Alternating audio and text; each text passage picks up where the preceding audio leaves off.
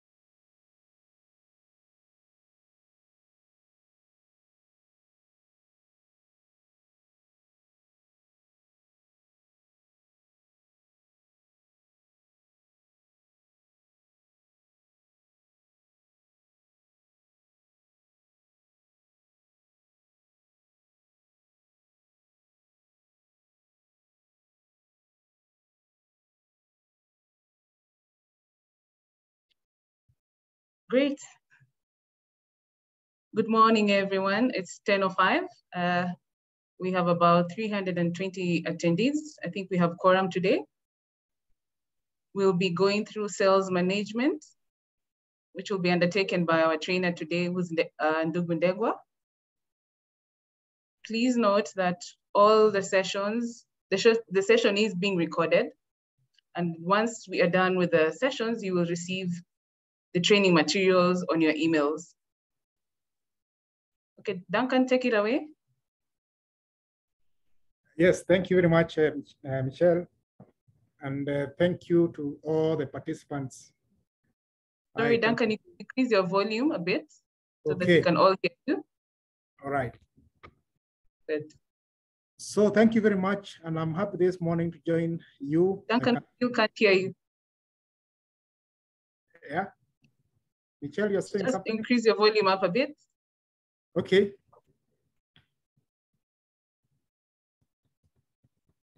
Can you hear me now? Am I audible? Michelle? Yes. I will be monitoring the chat section and just make sure everyone can hear you.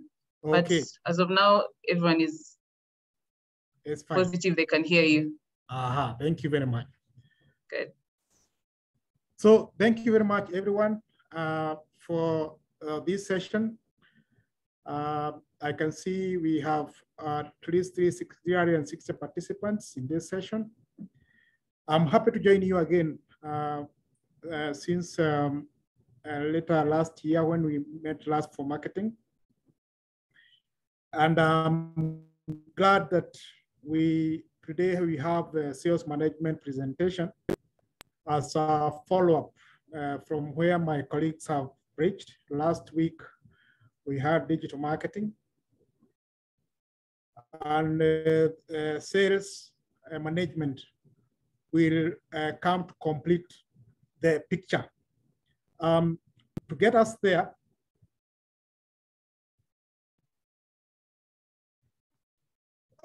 we are going to discuss various elements of sales management, including a marketing overview, because we cannot talk about sales until we go back and find out or discuss how the sales come about. We cannot be able to discuss sales in isolation. So I will do a little background on marketing, then we can get now to the sales management per se. So we are going to look at objectives of sales marketing. We are going to look at the 7-step cycle of sales management, functions of sales management, some elements of sales management, the process of sales management, the responsibilities of a salesman, online sales, although this one was widely covered, but we may not be able to discuss sales management without also handling that, a little bit of that, although it was well covered, and also pitching. So welcome to the session. As we go to our first slide, and those who joined marketing and presentation, this slide is not new to them because we are going back to finding out or retracing our steps back to business formation or business startup to identify why do we go in the business in the first place before we address the sales. Now, from my experience training, especially the small and micro enterprises, it is documented that most of them don't see their 5th birthday. They collapse between the 1st year and the 5th year. And this is because the business owners and their businesses are not in sync. They don't do exactly what works for them very well naturally. And so there is a big disconnect between what they do and what their passion is. So why do we do what we do? That is the biggest question. Why do we engage in the business that we engage in? And when you pose that question to many entrepreneurs, many of them, they'll say, because of profit, which is fine, but profit is not reason enough to be in business, because you will take off but you lack the motivation to move on because profit is not a vision. Profit generation is not reason enough to do what you do. Sorry, Duncan, if I may interrupt, a number of the participants can't see the slides properly. All right. Can you use slideshows? It will be much more clear. Can I use? Go to slideshow. Okay. All right. Yes. Thank you.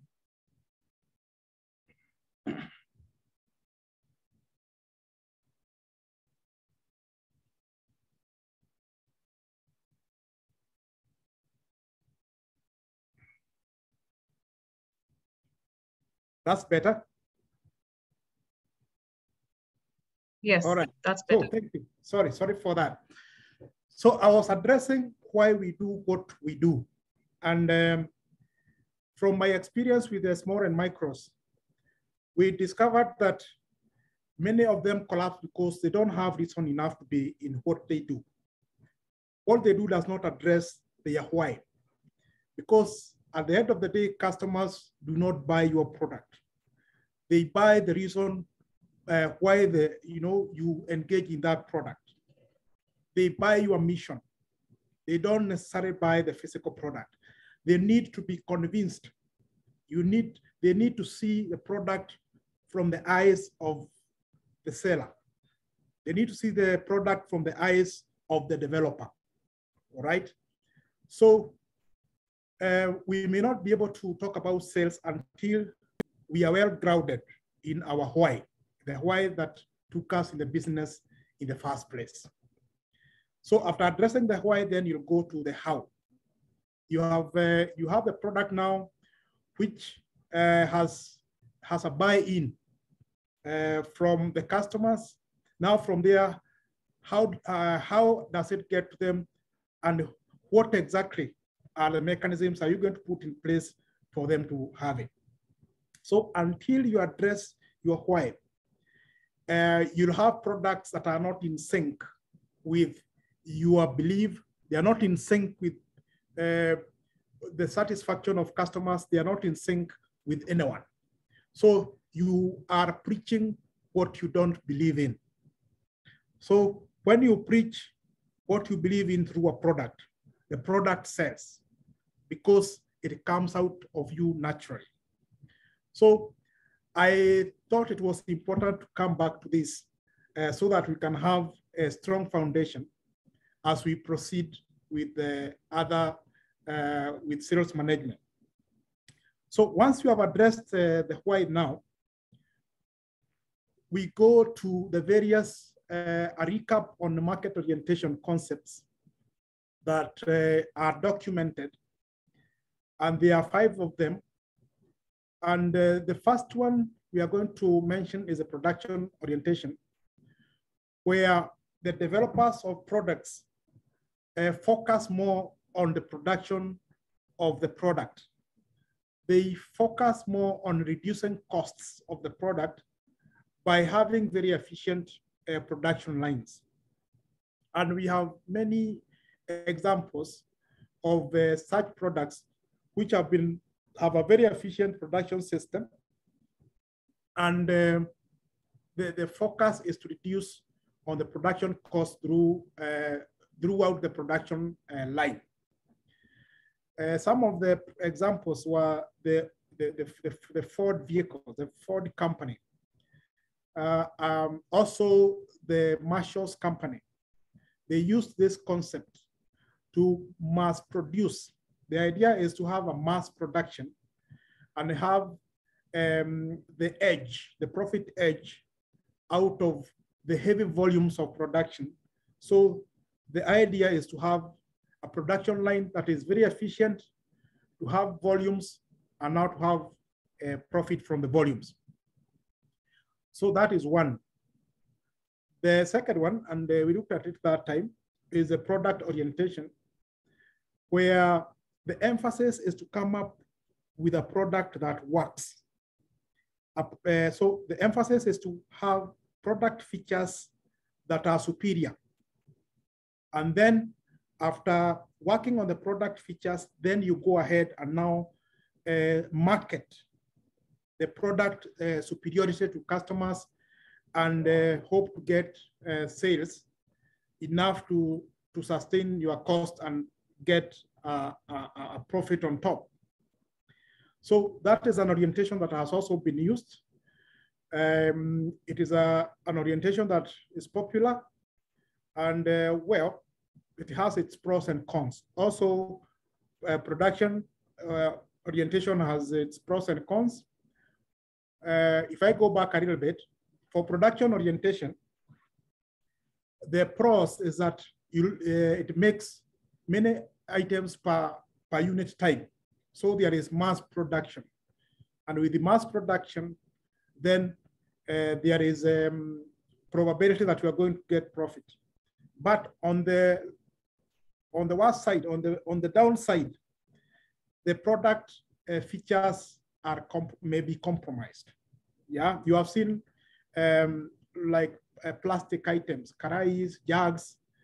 They are produced through using this kind of orientation. But at the end of the day, you might have product features that are not friendly to the customer. So the product orientation, it has its pros. The pros are that the product features are superior. The disadvantage with it is that as much as the product features are superior, it doesn't necessarily mean that the customer will be happy with the product. So it is usually the product is good and superior in the eyes of the producer, but not necessarily in the eyes of the customer. So driving up sales for such a product becomes a challenge, but the product features are excellent. Then we have the sales orientation, and this one we'll dwell on it so much today because this is where the sales now management orientates from. And in this orientation, we have production of goods, and the producer focuses more on the channels of distribution. So you focus more on driving up sales by having sales teams. Today, you can even open apps to market an item, focusing most of the resources on the sales. But the downside is the items or the product might not be of superior quality. The features might not be very pleasant, but the emphasis on sales makes the profits come because that is where the emphasis is. And today we are going to focus on that because our sales management is so much pegged on this. But the sales go up because of the effort that is put in working on the channels to make the products go. Then we have the societal orientation, and this one focuses more on the societal expectations. A product that is tailored to a certain societal expectation or societal interests is a product that does well for that the particular society it is designed for. So the upside or the good side of it is that the product will do very well in a particular society in which the producer produced to the interests of the buyers, the society whose interests the producer was biased to. But on the downside, it might not do well in another environment. Yeah. So it is very tailor-made to a certain societal expectation or several societies' expectation, but beyond that, it might not work very well. But the good side with it is that the uptake of the society of interest, the sales uptake in the society of interest works and works. The demand is there because the product resonates very well with the society. Then the final one we call it the market orientation. This one is designed with the customer needs in mind. And this is where the producer or the producer of the item focuses more on the needs of the customer. So there is a lot of market research to find out what the customer wants or the needs of the customer.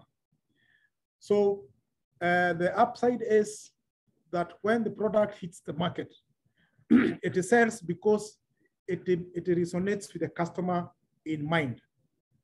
It resonates with the customer in the market system, in the market segment that is already in the mind of the producer.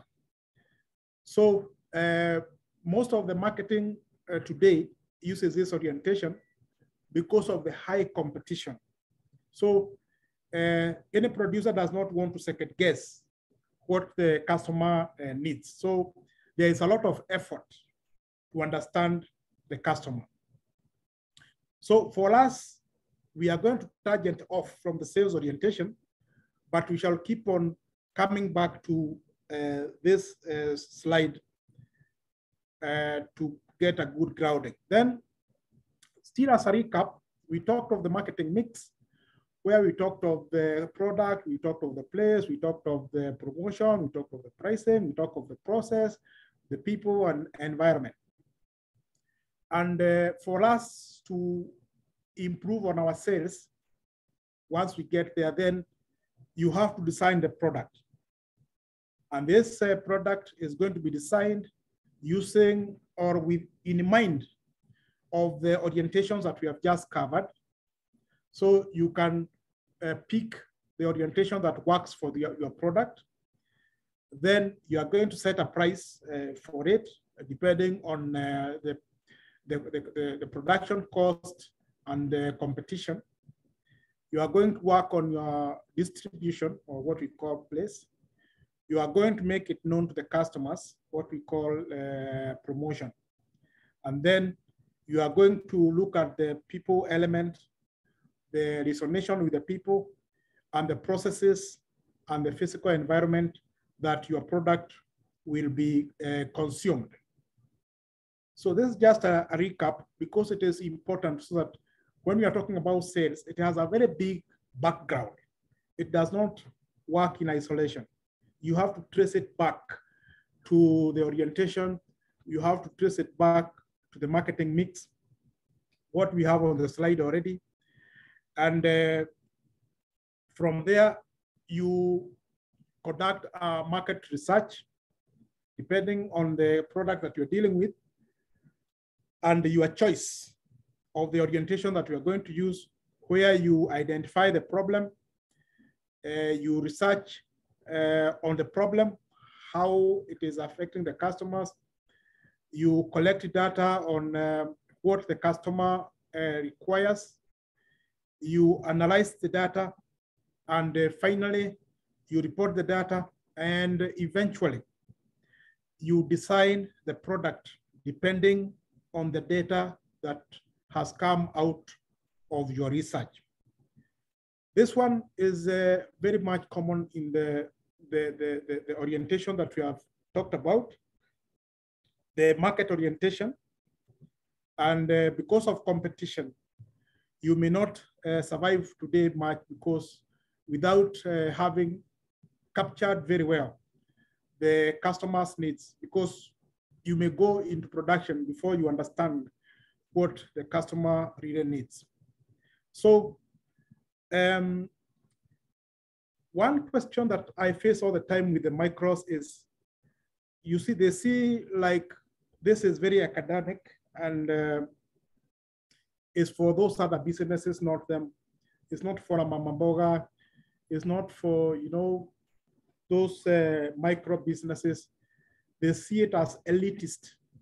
They see it as for those other big businesses.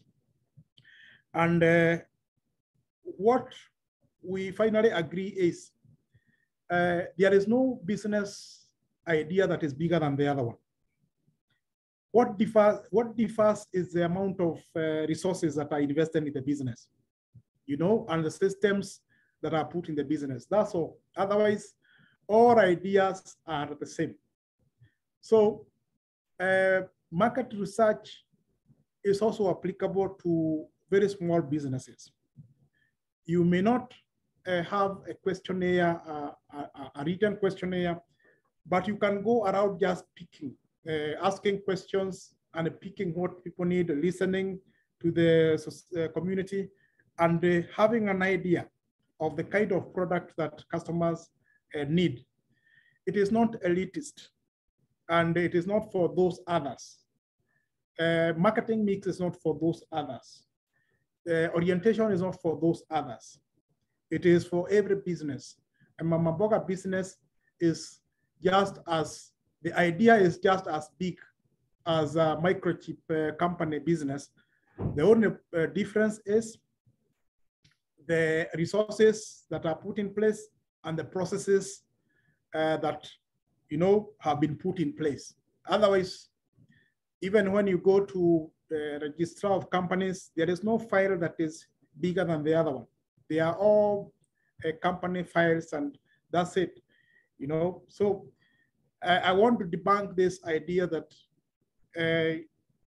my business is small, so this does not work for me. My business is not like those are. So as early as now, when we are addressing sales or any other concept, whether in marketing, in business management, they are all applicable. It's only the scale of the business that really differs. So then we go to market segmentation. And this is a very important slide, and we shall keep on coming to it even as we proceed. Because at the end of the day, you have to segment your market somehow.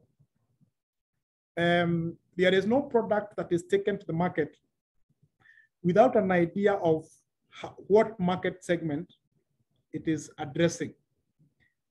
And if it does, the trial and error approach will be very expensive. And market segmentation has been grouped into 4. There is a geographic, there is the demographic, there is a psychographic, and there is a behavioral from studies. Under geographic, you can choose to address your product to address a certain geographic location. This is because maybe you have definitely identified, not maybe, you have definitely identified that your product will do well there because of the characteristics of that geography. Maybe a country, maybe a certain population, maybe a certain climate zone, maybe a certain time zone, maybe within some characteristics of geography. If your segmentation is well done and addresses a geographic direction, then it will work for your product because you have done your research and discovered that geographic segmentation will work for you. There are some products that will need demographic orientation or segmentation because the product might be addressing a certain age or gender or income group or occupation, family sizes, races, religion, marital status, education, ethnicity, and so on. Those are demographic, elements of segmentation. Like fashion, every gender has its own fashion taste. Age groups also have their own tastes. Like the youth have their own taste.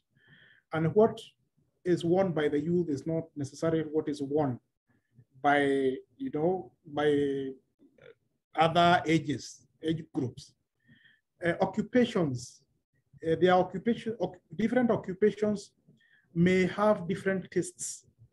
And so this kind of segmentation, a product can address a certain occupation or occupations.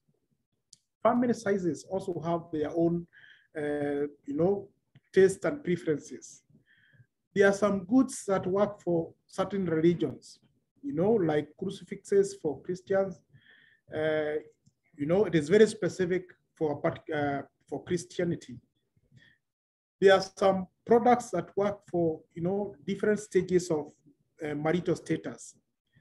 There are products that work well for, people who are married, people who are single, and so on. So you can design your product to address a certain market.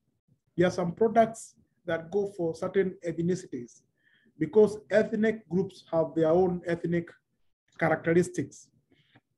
And some determine even the way they consume products. Then we have the psychographic segmentation.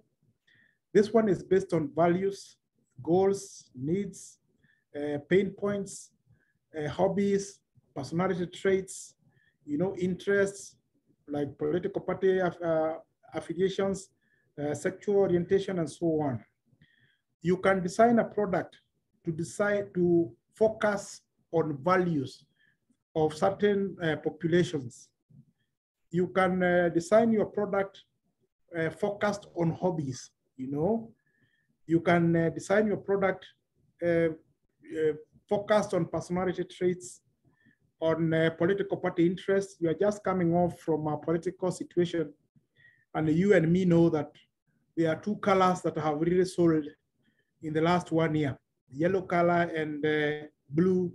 Anything blue or yellow has really sold because of party affiliations, because of affiliations to parties with majority followers. So there are some items that go with politics, like vuvuzelas, bandanas, whistles, and so on.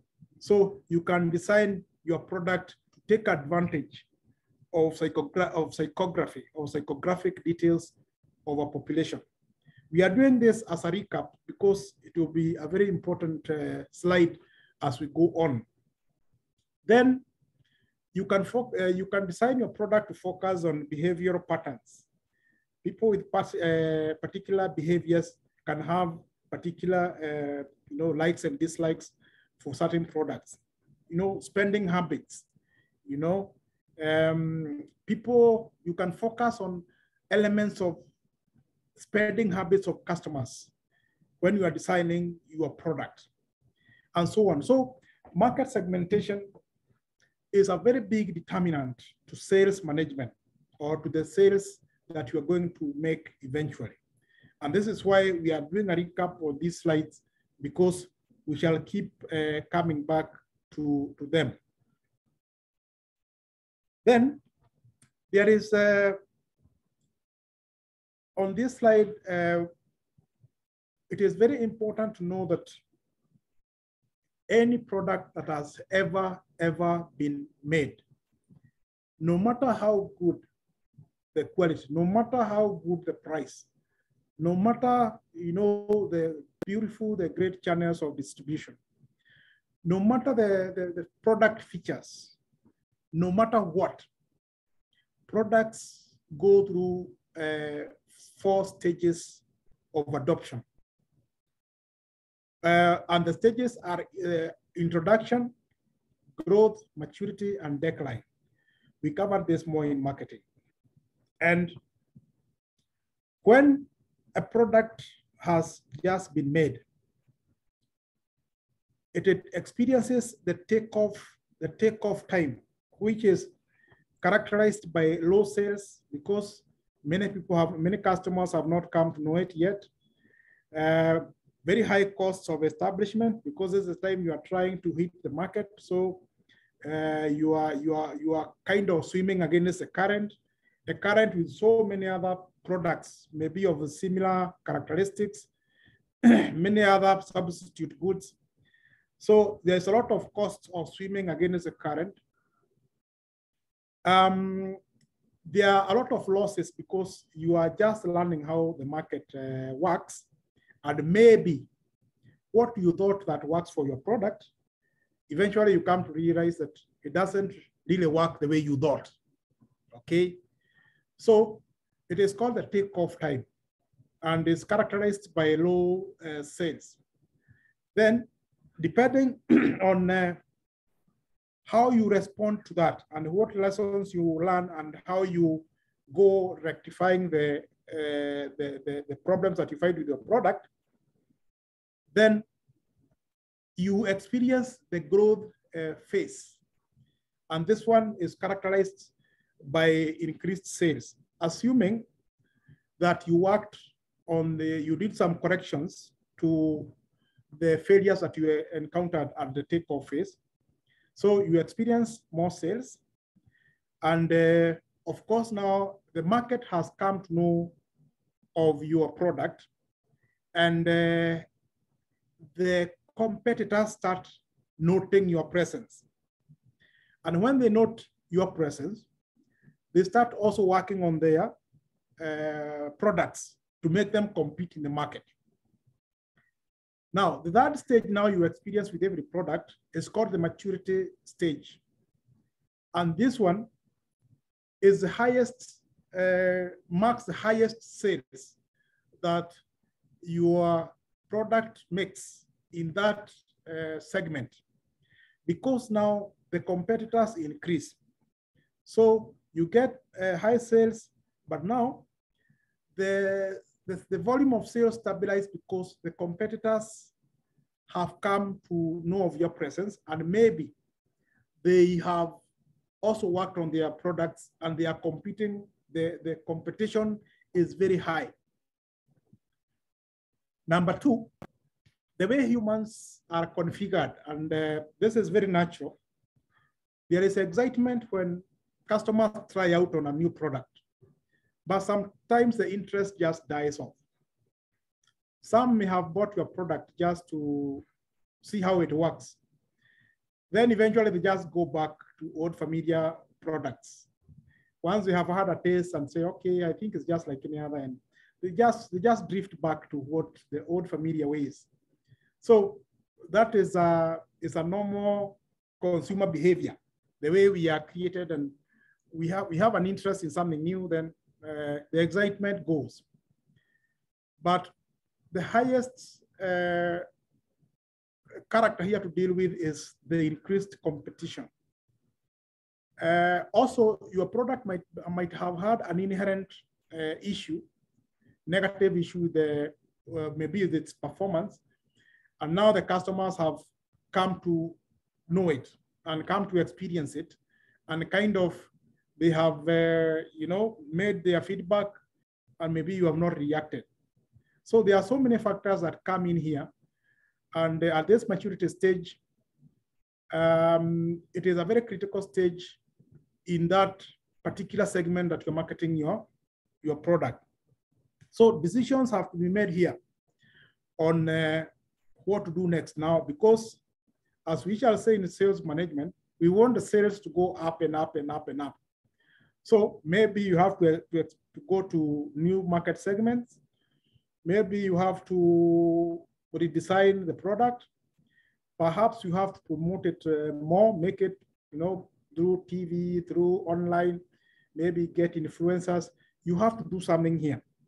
Otherwise, after this stage, the sales start declining because of competition and many other factors that we have already discussed. But because we are discussing sales management, at this maturity stage, it calls for a lot of decision making, a lot of decisions to be made so that your product does not start declining. Because as it declines, there are others who are also coming up with their own products. So this slide again is very important to us as we discuss sales management, because of the reasons that I've already stated. And it's natural. All products go through this cycle. So ours is to make sure that as we go to sales, that the decline stage does not hit us, so that our products keeps going up. Either we change the market segment, either we add product features, or we do something to the product to make it again, the experience growth. So now to sales management per se, and selling is a process of persuading customers to go for your product because of the commercial significance it has to you. So you cannot engage in selling if you don't invest much in persuasion, because once again, human beings are created to appreciate persuasion. Human beings are made in such a way that they need to be convinced before they make decisions, because decision making to a human being is not an event, it's a process.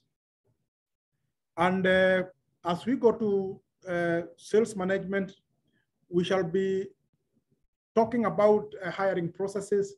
We shall talk about training and motivation of sales teams for, this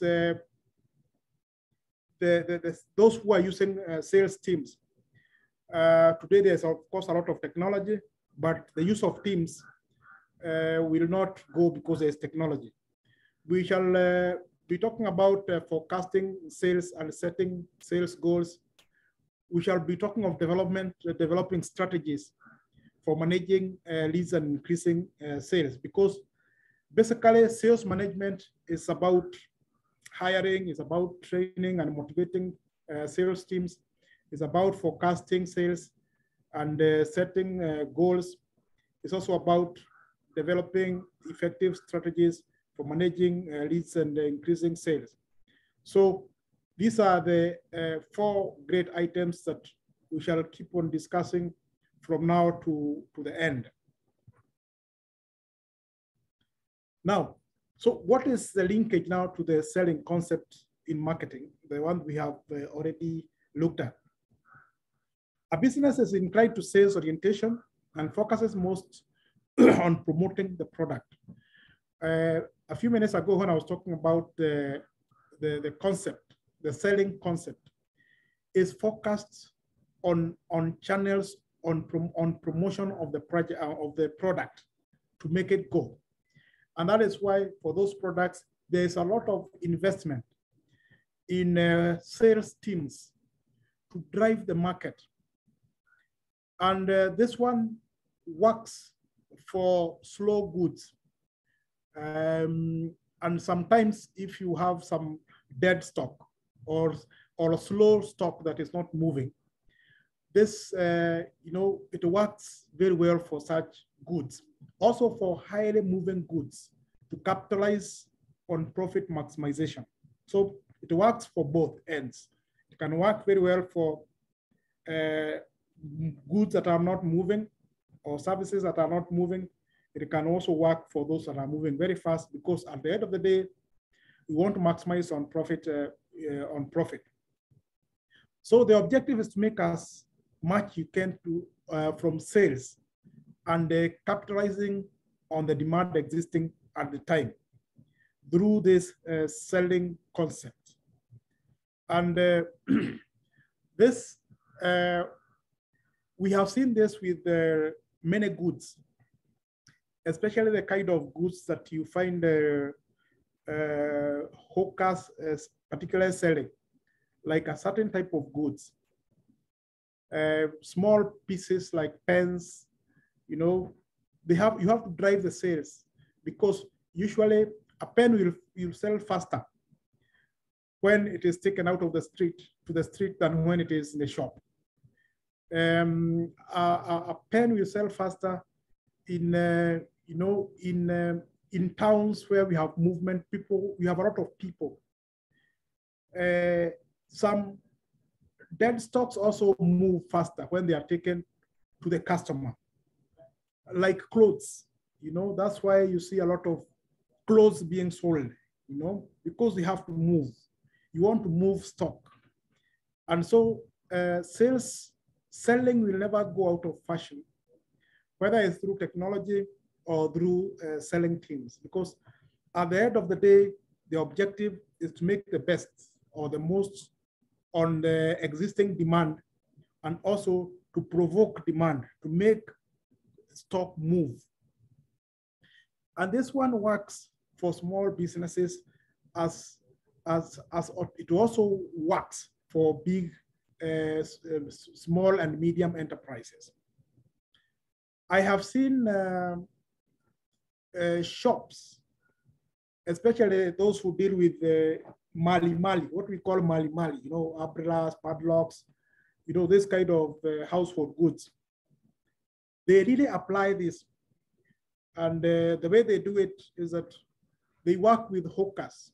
Most of the hawkers you find in town have not paid for the items that you see them selling. So the agreement they have with the shop owners is that they'll go and pick the items at a certain price. Then he goes and sells it, and whatever he makes on top is his money. So the owner of the shop will give you an umbrella. No, Nairobi and umbrellas when it starts raining. And he'll tell the hawker, me, I just want 200 shillings or 150 shillings from this umbrella. So you go sell it, whatever you make on top is yours. Just bring back my 150. So the hawker will go to the street and sell at 200. The miambili, the miambili is like the most popular price for an umbrella in Nairobi. So miambili, then he makes 50 bob, then takes back the 150 and he gets his 50 bob on top. That is moving stock, you know, making, also it works with clothes. Most of them don't own what you see them selling. They are using this selling concept to drive products. Others even come to homes with products. Same concept. The owner of the product wants a certain money back. Whatever they make on top is theirs. And sometimes they make a lot of money because the same umbrella that is selling at 200, he can even sell at 400, and whatever he makes on top is his. So sales management or general selling will never go out of fashion. So this is very much linked to the selling concept that we discussed at the beginning. Now, the objectives of sales management are three. And the one that drives the other two is increase in sales volume. Increase in sales volume increases the company profits. And when you increase the company profits, there is long-term company growth. So the driver of these three is increase in sales volume. And this is what every marketer of a product is after, to increase the sales so that the sales increase the profits. The profits increase cost growth of the company to expand, maybe open branches in other towns, or be able to get more stock, whether it is imported or locally made, and so on. So when we go to sales management, we are speaking increase of sales volume. And that is the honors of sales management. Increasing sales volumes so that we increase profits and of course bring about growth eventually. Now we have several categories of sales. And there is the first one we call the B2B, or business to business sales. This one involves businesses, one business selling to another business. There is also a business, what we call B2C, that is business to consumer sales. We have enterprise sales, that is selling to large companies. We have what has become very popular today, what we call the software as a service, where a software is licensed, maybe in form of an app, and then you subscribe to the app And from there, you pay some money for it as you consume the app. And this is very popular to us today. And we have direct sales. Now, there is a lot of leveraging of technology, and I listened as my colleague was presenting this last week. And this is where we are today. We have a lot of subscription to apps where you pay nothing to subscribe. And from there, you have self-driven services from the app, some which you pay for, you can order goods from, and so on. So this one now is driving the market. Whether it is a form of B2B sales, where it is B2C sales, today we are talking of leveraging of technology to sales. The human element, though it won't go out of fashion, has really been I won't say replaced, but complemented by technology. Because at the end of the day, somebody must be at the end of the technology. But we have seen a drive up of technology leverage sales. And because that is where we find ourselves, then most of the businesses very disadvantaged if you don't go technology. So we are technology. And if you are left behind by technology, then for today, you may not do very well. And we have examples of companies that, went out of business because of poor adoption to technology. I remember 20, 30 years ago, the postal services were very, popular, or were the in thing then, when we used to send letters. So you buy an envelope, you buy a stamp, you use your saliva to stick the stamp on the envelope, you sit down with a piece of paper and write. In the last 20 years, we can all count the number of letters of such nature that we have written. And there are not many. Maybe success cards to schools. I think they are the only ones consuming that service now. Otherwise, when emails arrived, that was almost the end of story to postal services. And when we thought that we had seen it all, the WhatsApp arrived a few years ago. Now with WhatsApp, you can send even official documents. It became now acceptable that you can even send official documents in original color and characteristics using the WhatsApp, medium. And the kind of disruption to the market it costs. I remember WhatsApp's first impact was on government services. And I remember how it affected the Kenya National Examination Council in administration of national examinations. Suddenly, there was a lot of cheating. And the cheating was because with WhatsApp, you can photograph an exam paper and send it all over the country within seconds. And all our students need is to see the exam paper, maybe 10, 20 minutes, 30 minutes before the exam. And that will make a lot of difference. If he sees it an hour before the exam, that is enough time even to revise and answer the questions. So that one brought a revolution in the way we do examinations in our country.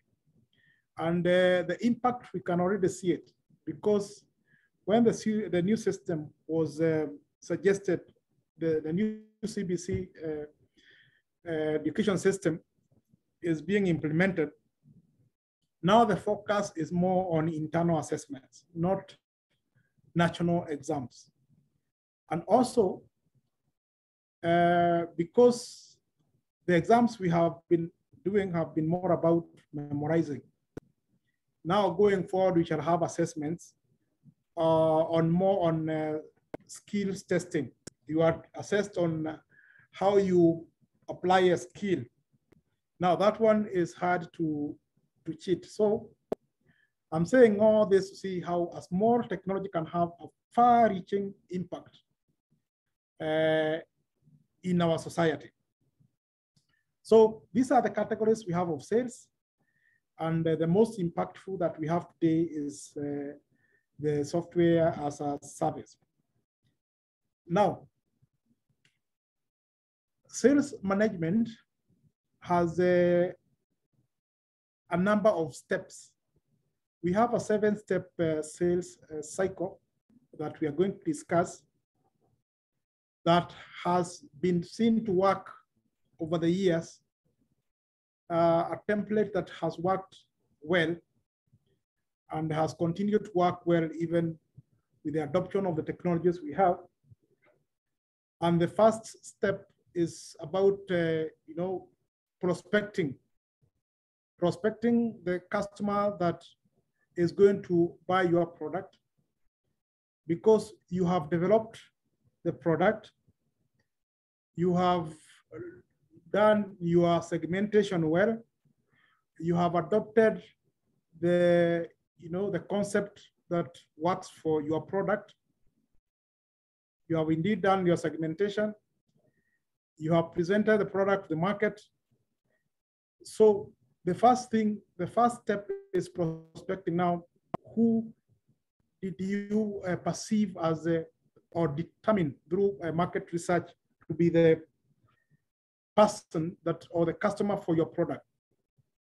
Then after prospecting, you move on to making the initial contact. You move on to qualifying the prospect or making sure that your contact is the right one. Then you go ahead to nurture the prospect before you present the offer. Then the way we are all created is that most of the time or always we have objections or some aspects of objection to products in the market because of our own tastes and preferences. And once the goods or product is accepted, then you move to the closing the sale. And that is the end of the cycle before you go again to prospecting, depending on the lessons that you have learned on the product. So in prospecting, you have to answer a few questions to your company as you look for customers. What is this that your product does that no other product does? Or what feature do you have in your products that other products, substitute products, don't have? That is the first item or the first thing you have to address about your product. Why is it going to, if it is a detergent, why is it different from other detergents that we have in the market? What problem or issue does your product overcome or solve? And I may add, how does it do it differently from others? If you have seen the competition that is there between companies that deal with detergents, then you know what I'm talking about. Every product want to say, to portray as the one that is best at removing stubborn stains. They want to compete as a product that removes stains but does not affect the color, and so on. So whatever product that you have, as you prospect for leads in the market, you have to address these two questions. Then as you go ahead now to approach or contact the potential customers, definitely you have to invest in communication, depending on the customer that you have. Communication can be one-on-one. Communication can be technology assisted. It can be through phones. It can be through emails. It can be through technology assisted. All determined by the kind of customer that you are addressing or you are dealing with. As we do that, we know that word of mouth has never gone out of fashion. And communication experts say that it is still the most powerful because you can get immediate feedback and you can improve on spot. And you can have the advantage of having immediate feedback through verbal or body language. So as you contact your customers, you have to invest in communication. And at this point, you just want to establish contact with potential customers. And you are going to set up a more formal meeting later when you'll be closing the deal. But initial contact at this point is good because you can have an opportunity to correct a few things. You can have an opportunity to target the market better. You can have an opportunity to polish out some few weaknesses before you present the product. So from there, you qualify the customer, or now you can tell exactly without doubt who is your customer, depending on the first two stages. Now you can qualify who your customer really is. So you'll be able to vet the client or the customer as much as possible. What are his needs? What are his likes? What are their dislikes? Is your product able to meet those likes and dislikes, or do you have to move back and work on your product? So you'll have to do that before you qualify. You vet the client that is destined for your product. So once you do that, then you have to nurture your prospect. You won't find out if your contact makes quick decisions, or whether they are slow to make decisions, or whether they are actually interested in your product. Before you finally present your product, you have to be very sure. You have qualified the customer, and now you have nurtured the same customer to know exactly their decision-making aspect. Whether the customers you are targeting are quicker decision-making, to understand if you need to invest more in this phase. I've seen some some sellers of goods, sometimes they even leave you with a good, or they, like beverages, they have tasting sessions. The reason they do conduct like tasting sessions is to improve the decision-making process. Because if you come to the market and find a certain beverage or a drink, and you have never taken it before, your decision-making to purchase it is very slow because you don't know exactly what to expect with it. So you have seen people organize tasting sessions so that you can quicken your decision-making. There are people who even sell clothes. They leave you with it kwanza. Then they go and they'll come later for the money, because they want you to get used to it and also to quicken your decision-making. Others offer test driving, like for vehicles. You are offered a vehicle to test drive so that you can quicken your decision-making of the customer. It is not just done for fun. It is done with a reason, to quicken the decision-making, so that if you are really interested, you'll go for the product. Then human beings also have a good weakness. Once you have test driven, it's very hard to say no. Once you have tested the beverage or a new drink, it's very hard to go away without buying. the businessmen that are very good at this are those who sell nyama choma. These days you go to nyama choma joints, and when you arrive, you are given a small piece of meat to taste. And once you taste, it's very hard to taste and go away. Yeah. So this is the point of nurturing the customer. Yeah. Nurturing you and making you get used to that product. You know, give you a piece to taste.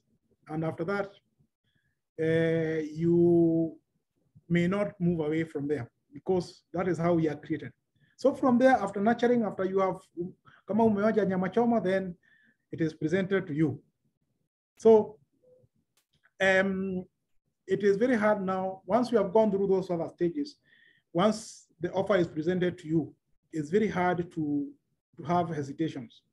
But this one varies from customer to customer. So you have to learn whether the customer also is still having objections and hesitations.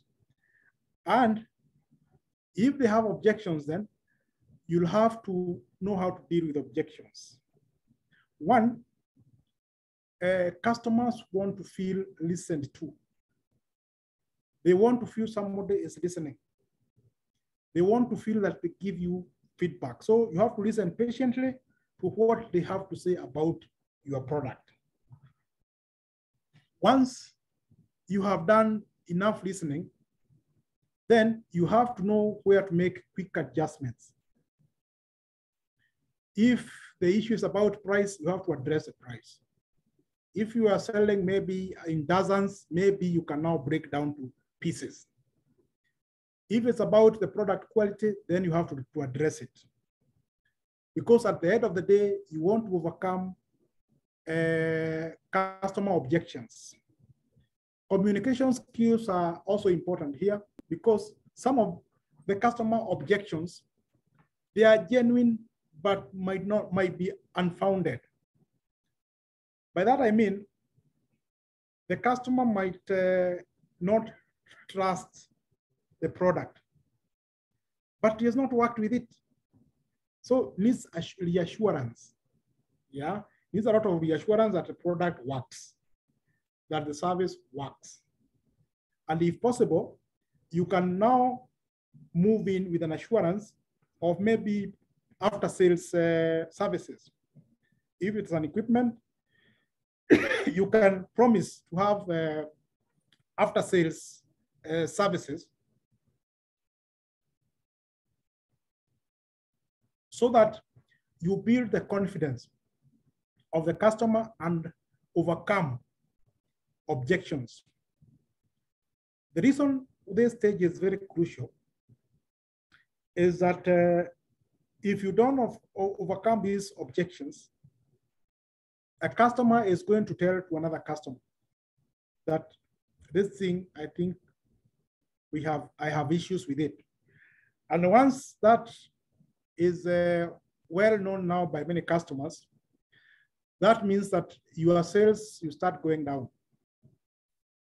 So it is important to address customer objections. I've seen this times without number, where you want to procure a service. An example, you go to a hotel and your service does not please you. Maybe the tea is cold. Yeah, maybe the samosa, you think it was made several days ago. Maybe your seat is not comfortable. Maybe your food is not warm enough. For professional hoteliers, they'll take every objection very seriously, even if it means to bring you another plate of food, just to make sure that you leave that place happy. But most of service providers, some just take it lightly. Like you tell a waiter and he just shrugs it off and goes and says, oh, tajisot, just leaves.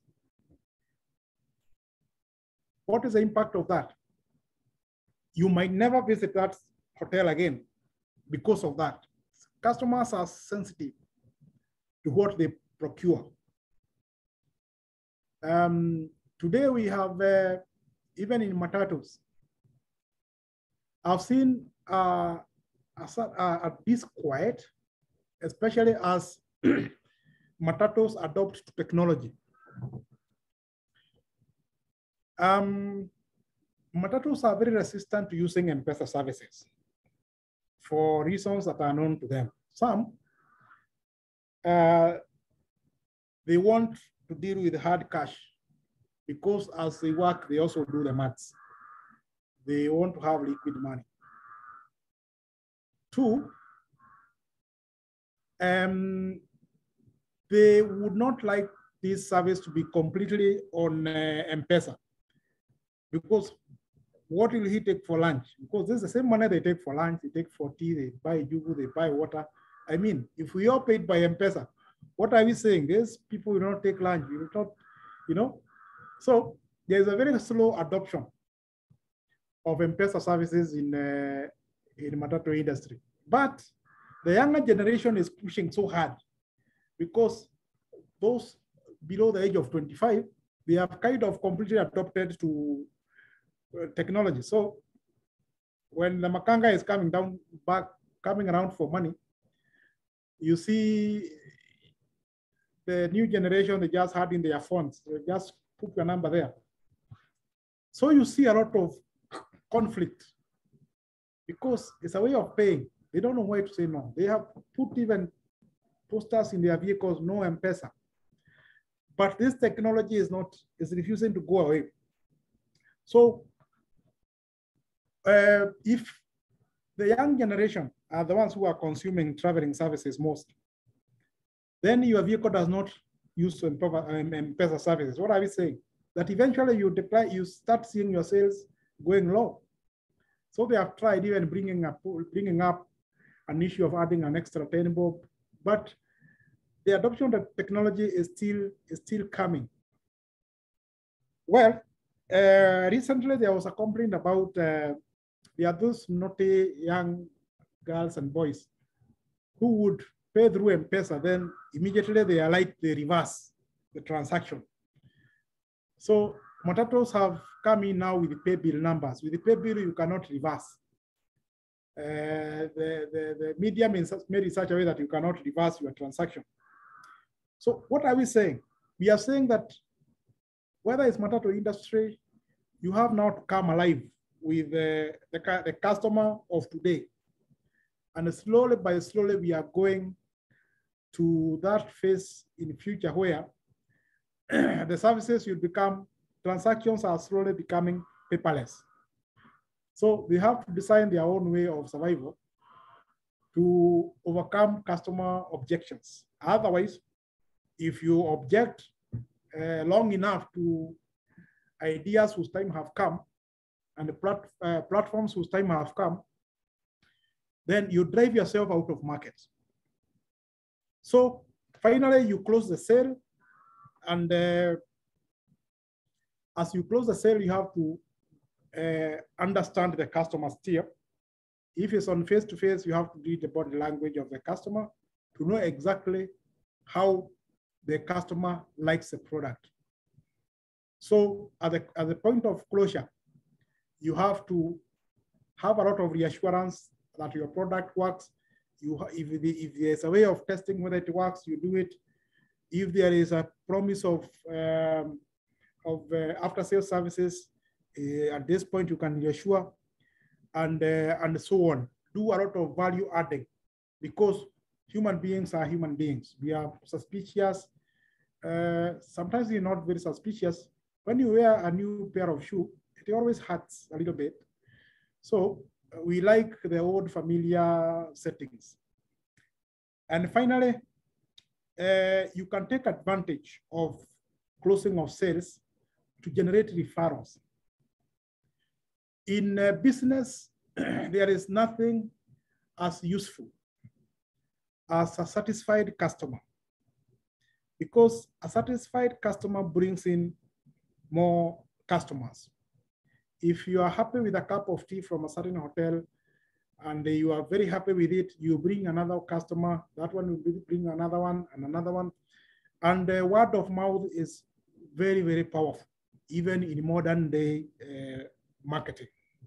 So you can use your customers to bring referrals, because referrals is going to drive up sales. So these are the 7 steps in a sales cycle, and they are very important in selling.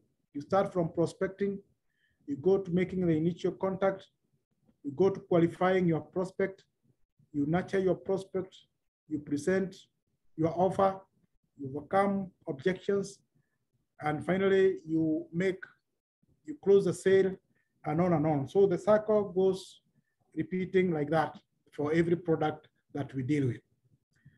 So having looked at that, then we can go ahead and look at the types of selling that you encounter with customers.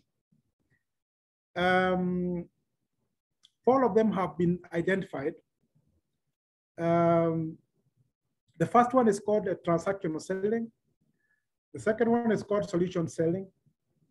The third one is called consultative selling. The final one is called provocative selling. Now, in the transactional selling, you'll meet a customer who is aware of his problem and also knows the solution. That one is very easy to deal with, because the customer knows what he wants. So it is very easy to sell to them because they know what they want. They know their problem, and they know the solution. So if the solution is your product, so be it. The sales will go up. We pray every day that you come across customers like that, who are already have a buy-in for your product.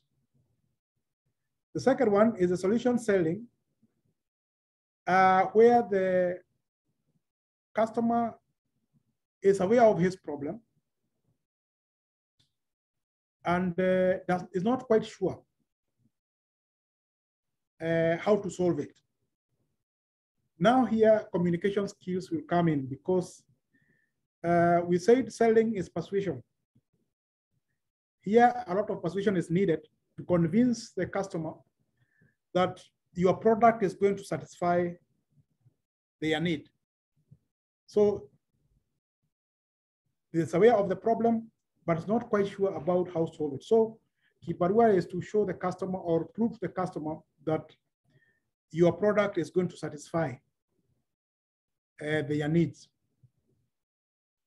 The third one is called consultative selling, where the customer is aware of his problem and it doesn't really, he underrates the severity. Now, once again, marketing is about persuasion. There's a lot of persuasion here required, and also demonstrating the severity that is taken for granted. We see this in the health industry. There are those who promote like health products, like supplements. I may take that example for lack of a better one. You know, those who deal with those in the medical field, they can tell that you are unwell because you are lacking some elements in your body. But you, as a consumer, even when you are told that you are lacking certain elements in your body and you need some supplements and you have to purchase them, you are not quite sure. So you doubt, you underrate the severity of the product, the problem, until the doctor now tells you, or the expert tells you, look here. How old are you? I'm 50, 60. Then you have to demonstrate to that at this age, your body is not able to convert most of your food the way they used to do many years ago. And this is what we call the aging process. And that is why the body becomes slower. That is why the body functions become slower. So the only way to bring back the zest of functionality, the body functionality, is to take supplements to supplement what your body is not picking very well. Then, with that understanding, somebody will start saying, okay, because they are already experiencing the changes in their body. They are already experiencing the fatigue, the downgrading of the body function. So now they need a lot of understanding and a lot of factual presentations. So with the consultative selling, you have to be armed with the facts, you have to be armed with the communication skills, you have to be armed with patience to convince the customer. The final one is called provocative selling. Here, the customer doesn't know what they need, and they don't know what your product is about. So here you have a lot of tasks as a promoter of a product to actually introduce your product and demonstrate to the customer that is actually useful to the customer.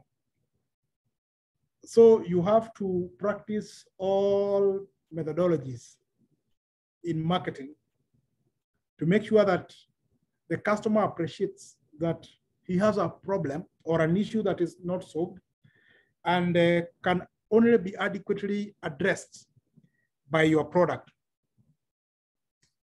This could be like new products that come to the market.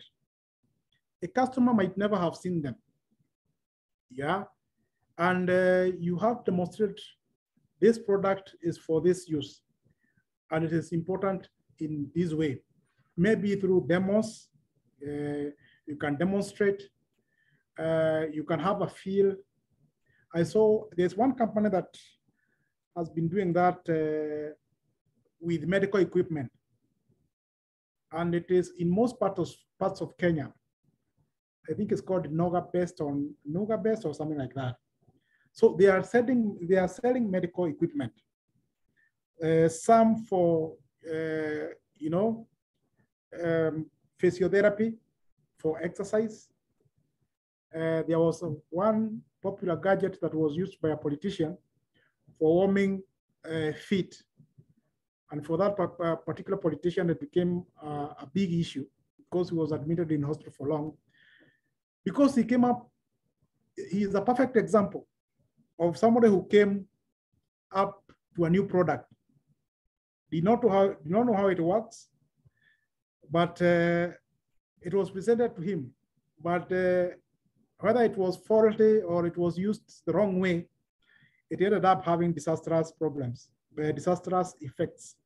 So with the provocative selling, you have to really demonstrate to the customer that the product works and fulfills their needs. So these are all types of selling that you can experience in the field, and the way you approach them is important for making that extra shilling in sales.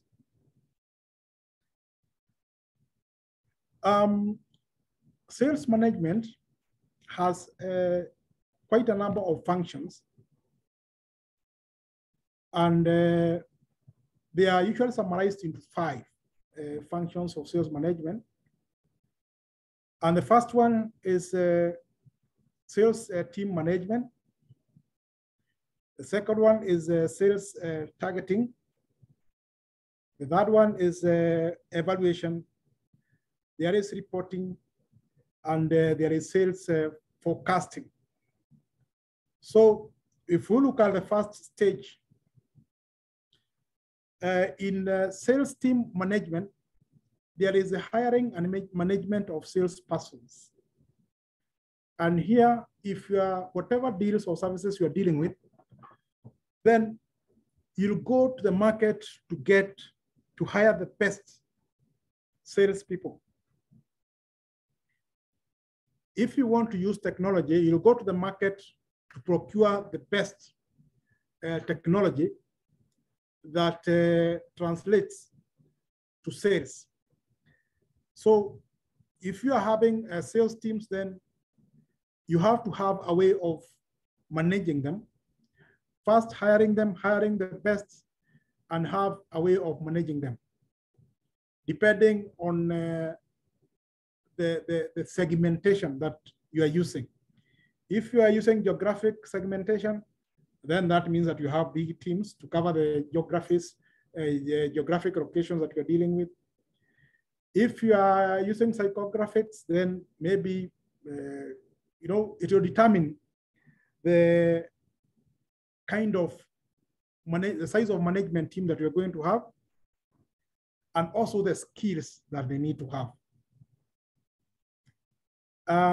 Then the second stage is to set targets for each sales professional. And you are going to set targets because you have done your market research so well. You know the size of the market in every segment that you have targeted. And that is why a segmentation is very, very important. So for each segment, you can tell the units that are to sell can go, if they are physical products, what can sell in that area. For example, you are selling shoes in Nairobi, and you're focusing on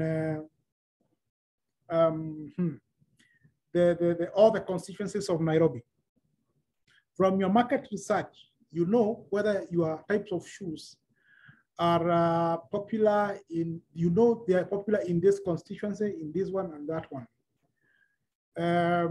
So you know what numbers now you can work with in every area, because not all market segments are the same. By the way, even two shops which are back to back don't have the same category of customers. You'll be surprised they have very different types of customers. So once you are targeting the sales, then you have to set targets for the professionals or the sales people that you're going to use, because you already understand the market through market research. Then as you progress to selling, then you'll have to evaluate how the targets are going. Evaluate how each market segment is doing, and evaluate whether it's doing, if they are doing badly, you have to establish whether it is the faults of the sales people, or the problem is with the goods, or the problem is with the market, the target market itself. For example, there could be, the goods might refuse to sell, it might be slow because of communication problems. Maybe the road network is not good, the channels we are using are not good, or they are not effective. Maybe your salespeople don't have negotiation skills, they don't have persuasion skills.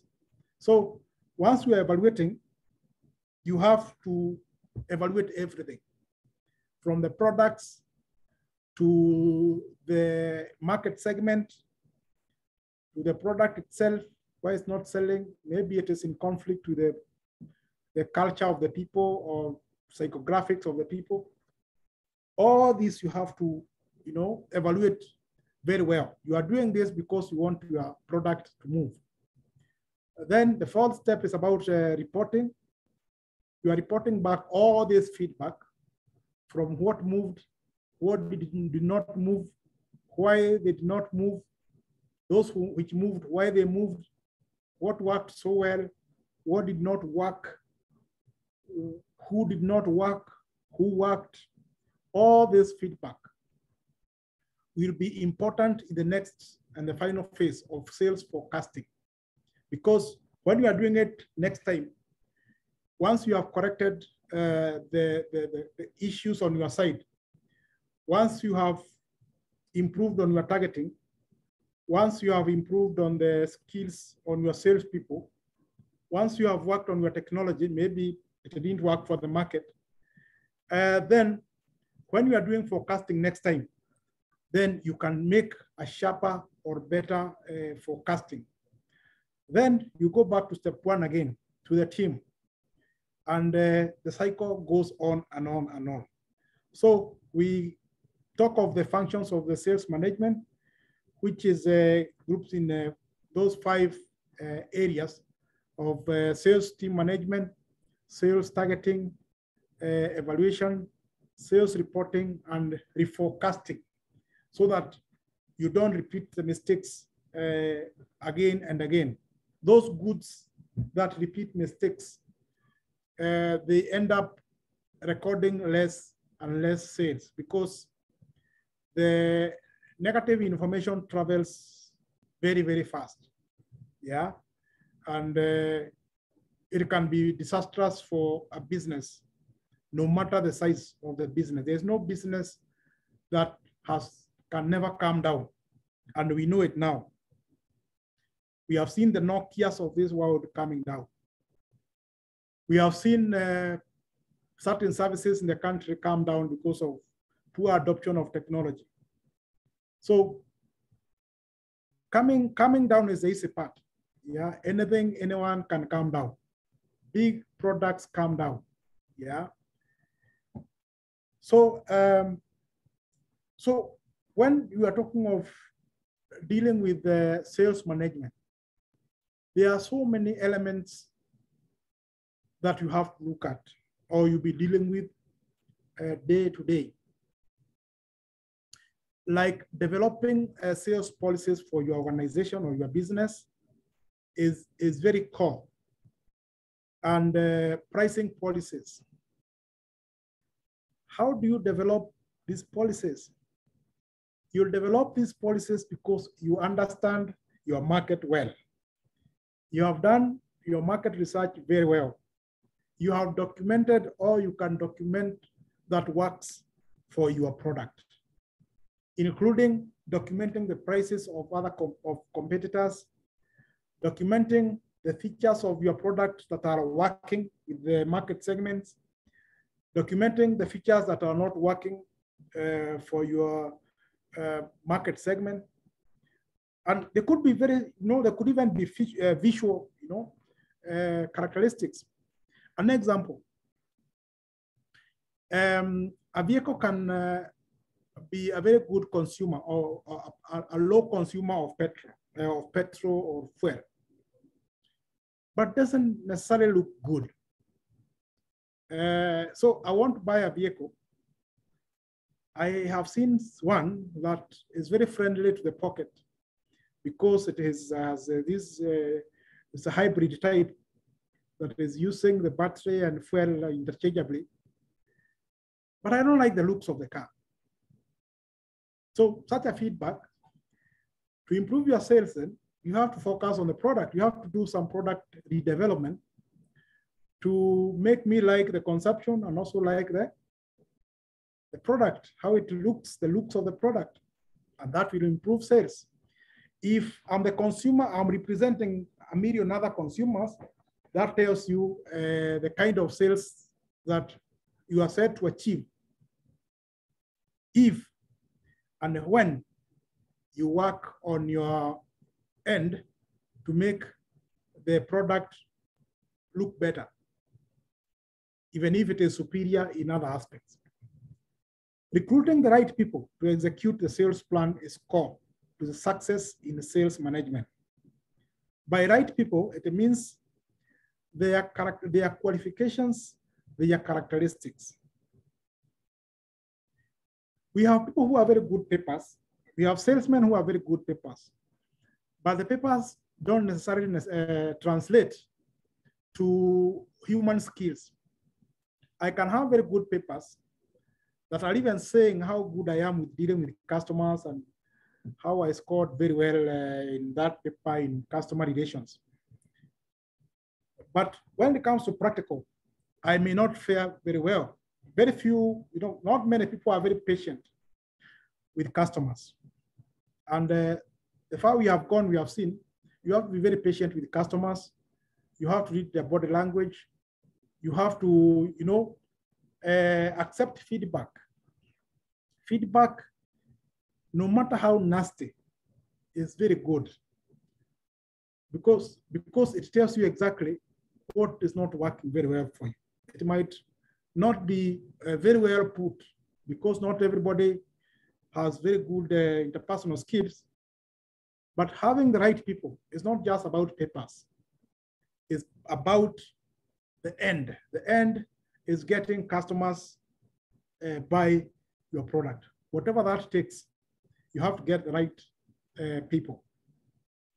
Then, as much as you get the right people, you have to orient them to your product by training. You know, training brings harmony. You want to harmonize the approach of your salespeople to the way they deal with the customers. And that harmonization is very important because it really works on your image of the organization. There is a way you want to project or brand your company.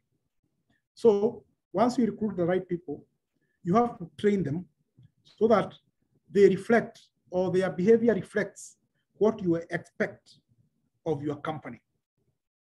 They also learn how to sell better. You also train them on your market segments. You also introduce them to your knowledge of the market so that when they go to the market, whether physically or through technology, they can target better. Otherwise, no two companies, even those that deal with similar products, have the same market segments. They have different because of branding and everything. Then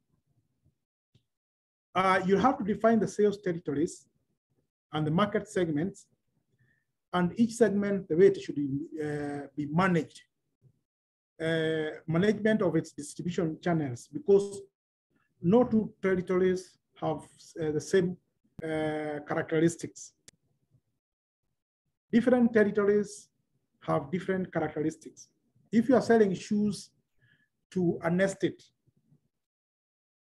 the salesperson you are going to use will have different characteristics to selling the same shoes on the street. Two segments. You'll need two types of salespersons. So what goes with the estates? Estates, you need somebody who has superior interpersonal skills. The dressing, the everything about the kind of estate that you're dealing with. Negotiation skills on one-on-one. That is very different from when you are selling on the street. You know, so defining of sales territories for the same product and management of channels of distribution will vary from segment to segment. All this is informed by the market research that you did, the market segmentation that you did based on the information you got in your market research. Then specifying the sales quotas to be achieved per territory is important because, as I have said, market segments are very, very different. And what sells in one may not necessarily sell in the other. The kind of shoes that sells very well in an estate in Kayole or Umoja will be very different from the kind of the quantities that you sell in a similar estate with a similar characteristics of occupants in another, in Rongai or in in Thika. So customers are so different, territories are so different. So you have to be realistic on the way you plan your sales quotas, informed by your market research. And that is why we started market research in previous presentations, because it's very important to understand the way your customers are. I'm to understand ground, the way politicians say.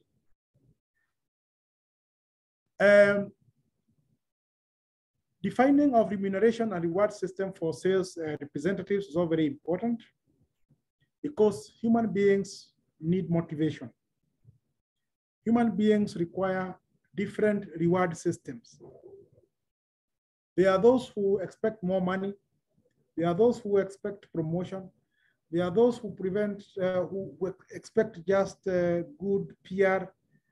Human beings are different in what they expect.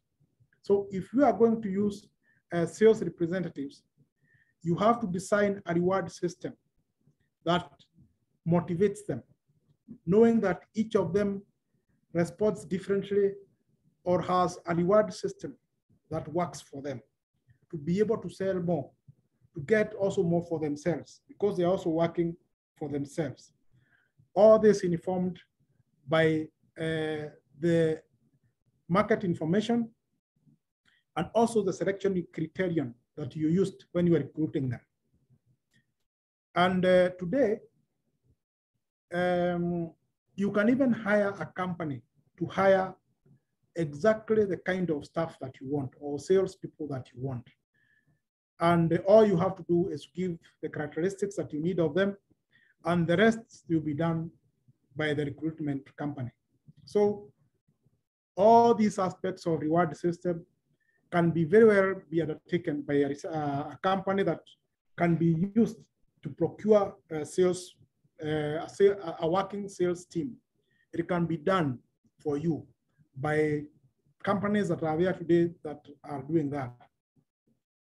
Branding, packing, and labeling is very important in sales management because the way human beings are created, we are created to be attracted by color, packaging, labeling, and so on.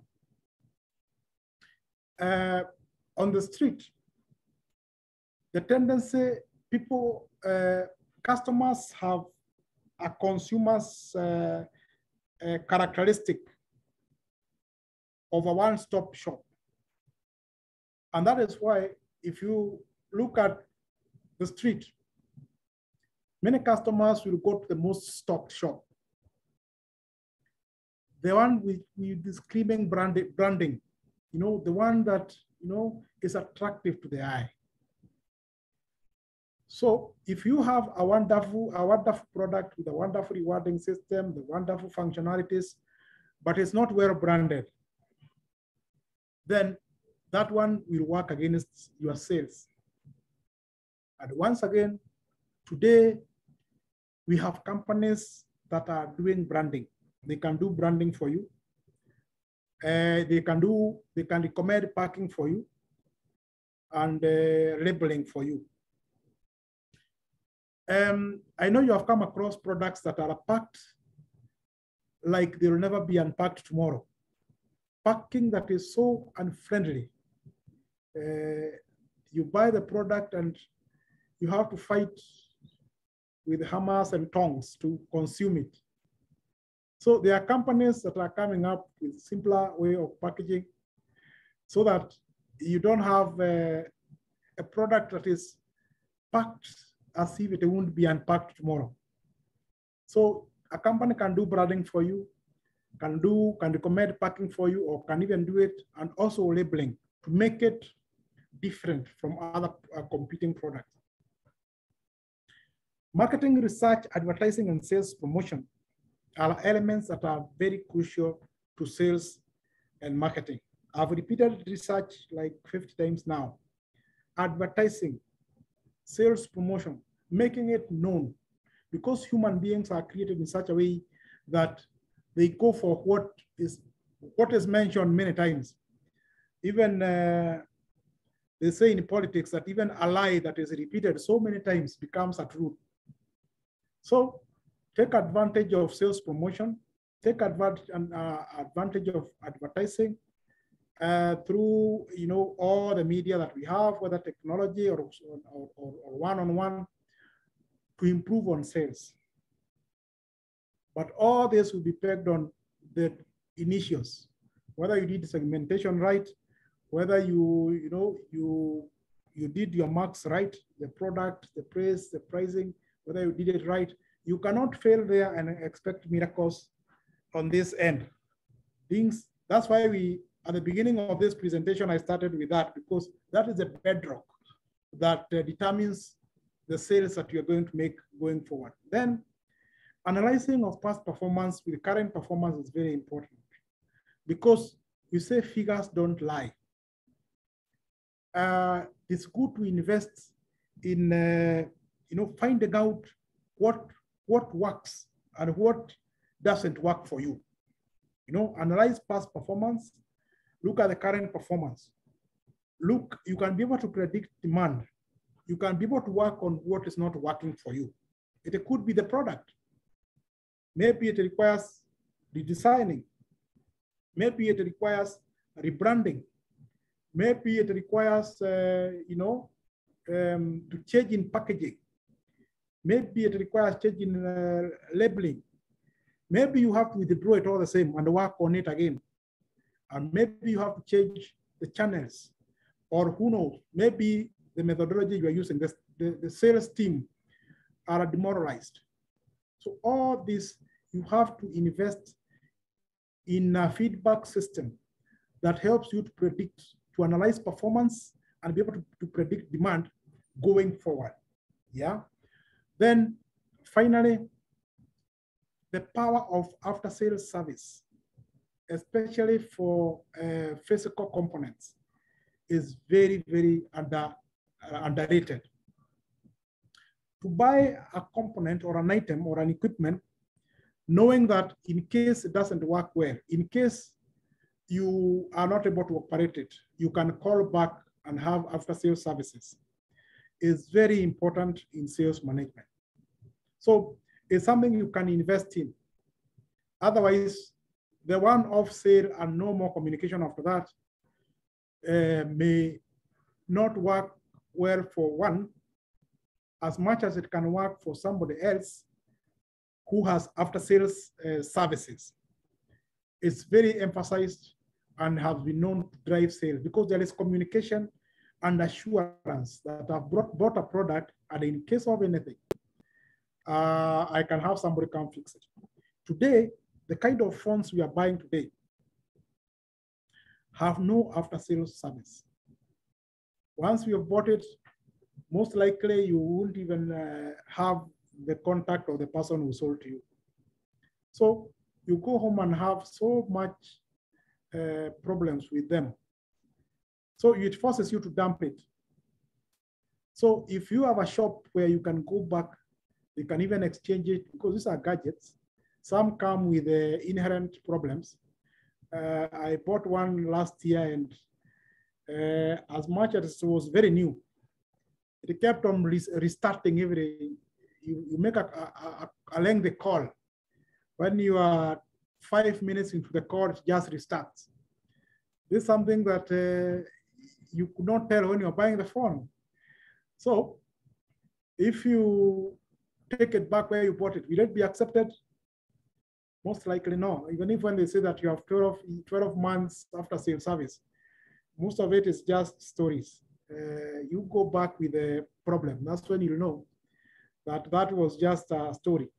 So after sales service can drive up sales if well managed, if well promised to the customer, and if delivered. It can work towards increase of sales depending on what you deal with.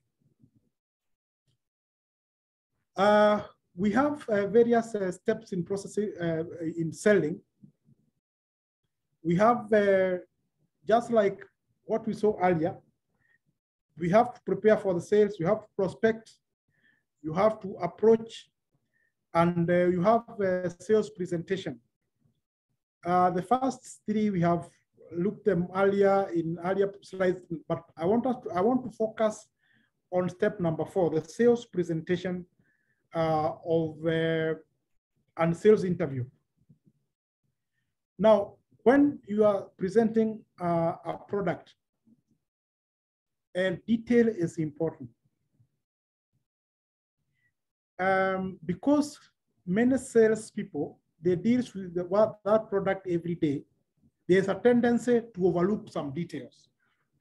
Like when they present it, they either leave out some details or they are too brief, or because they are so much used to it, it becomes kawaida. They see like, we have said all this, who doesn't know this?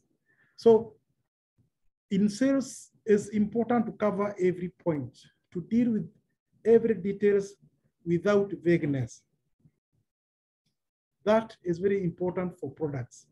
Explain the product to a customer the way you would explain to a 10-year-old, because customers need to understand. The hurry to have many customers who don't understand does not translate to increase in sales.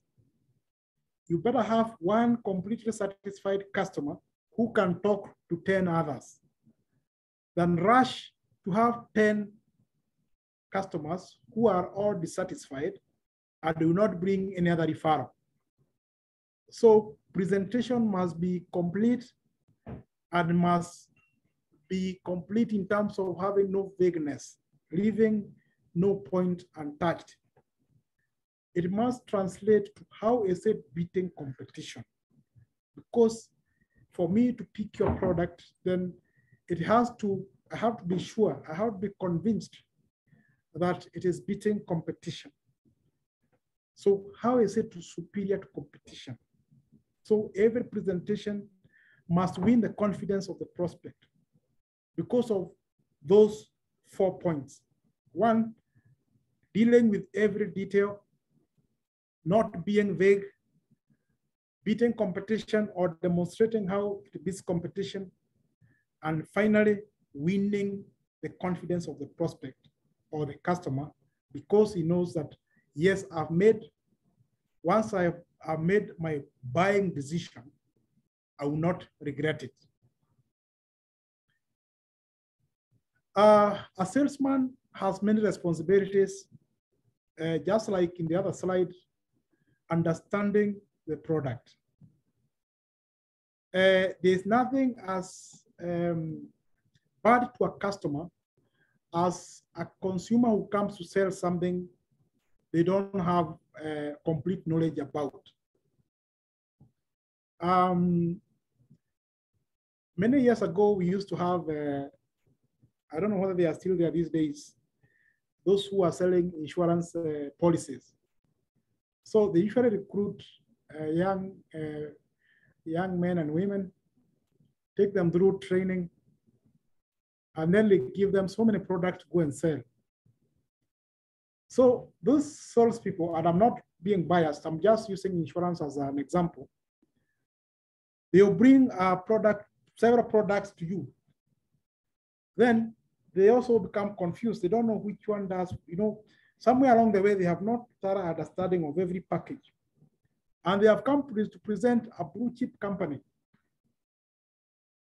But the knowledge, you ask a question, it's not addressed. So you have said this one is for life cover. So supposing I live to 90 years, supposing, detailed understanding of products is very important. I've just used insurance, not within a bias, but just an example. Like you can have sales team having products, but that they don't really thoroughly understand. Then it becomes very embarrassing to a whole brand.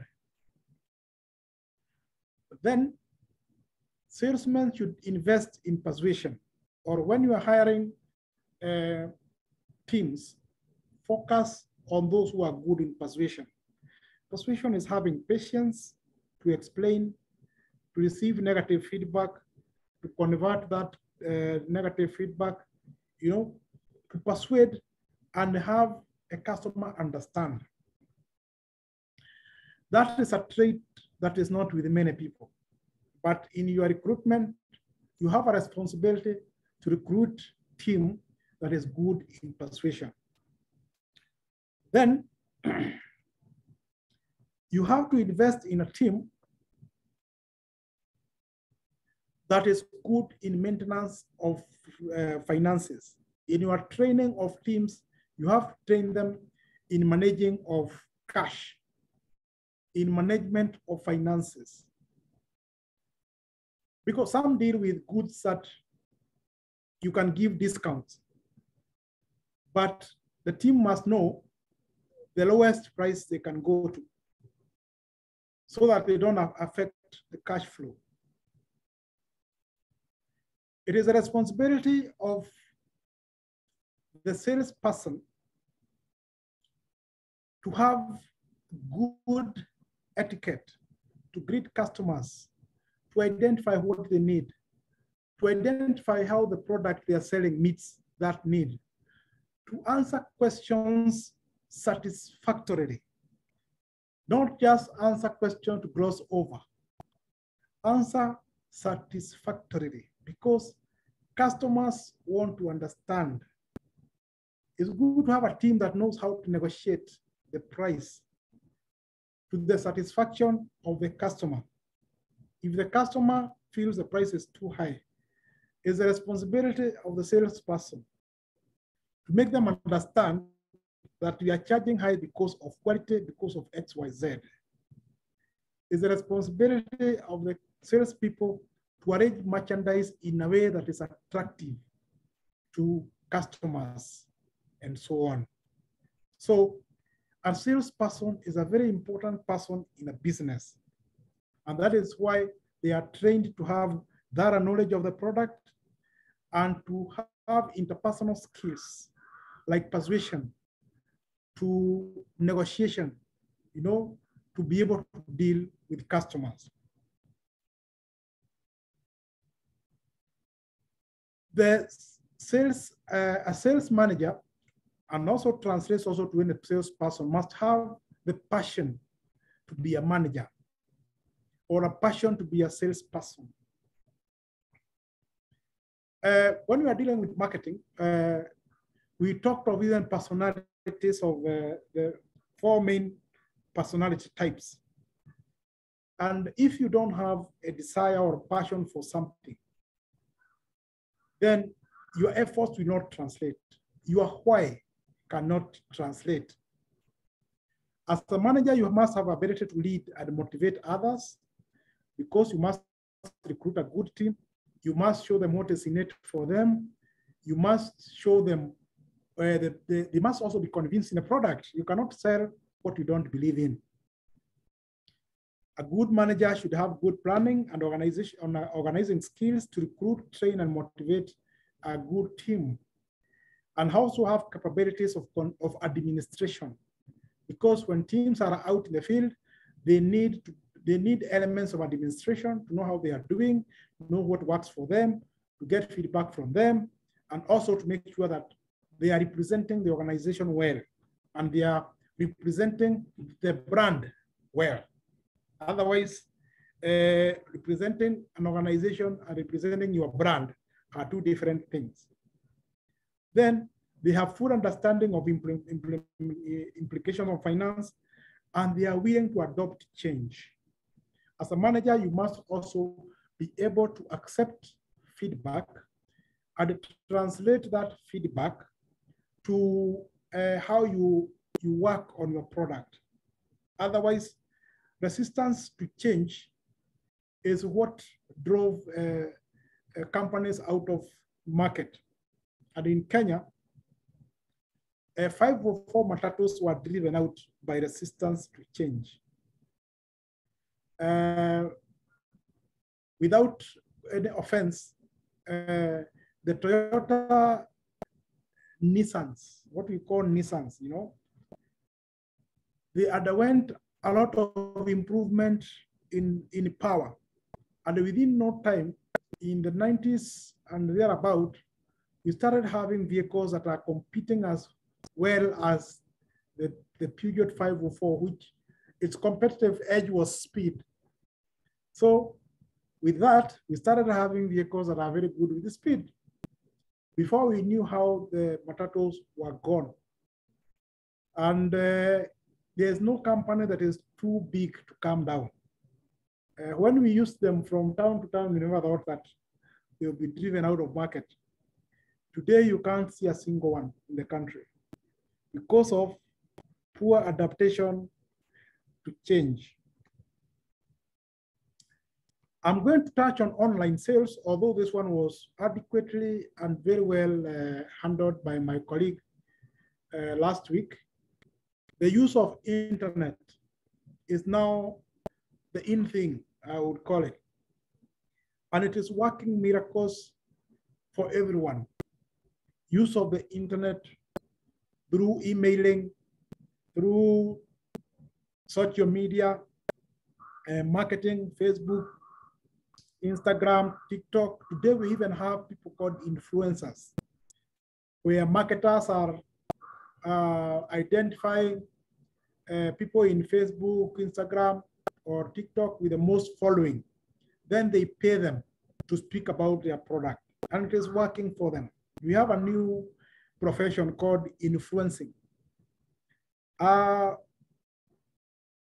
We also have the search engines optimization, or just what we call Googling, is working and picking customers, pressing your information on Google, on your website. It's working. We have display advertising through platforms like LinkedIn, Twitter, and so on. It is working. So all these are online marketing tools that today have become revolutionizing to sales management. So if you are out there stuck in the traditional way of doing things, then you'll be at a disadvantage if you don't take advantage of the modern online marketing tools and the use of internet. When internet came in the mid-90s, some of us thought it has just come and is going to go away. That time I was working for government, and we were very reluctant to accept new things. We didn't want to have email addresses. We didn't have, without this internet, it will come and go away. 20 years later, if you are working in private or in government and you are not reachable by email, then I'm sure you are not doing well, because today now communication is through soft, not the hard stuff. So in your business, whether it's micro, whether it is small, whether it is medium, adoption of online sales management today, you must invest in it. And this one was very well adequately addressed by my colleague last week. So I'll cover just a few strategies of increasing sales, online sales, like understanding your target audience. I've talked about this for so long now. Using analytics or analysis of the market to learn how customers find your store or your product. Identifying your unique selling proposition. Simplifying your customer experience.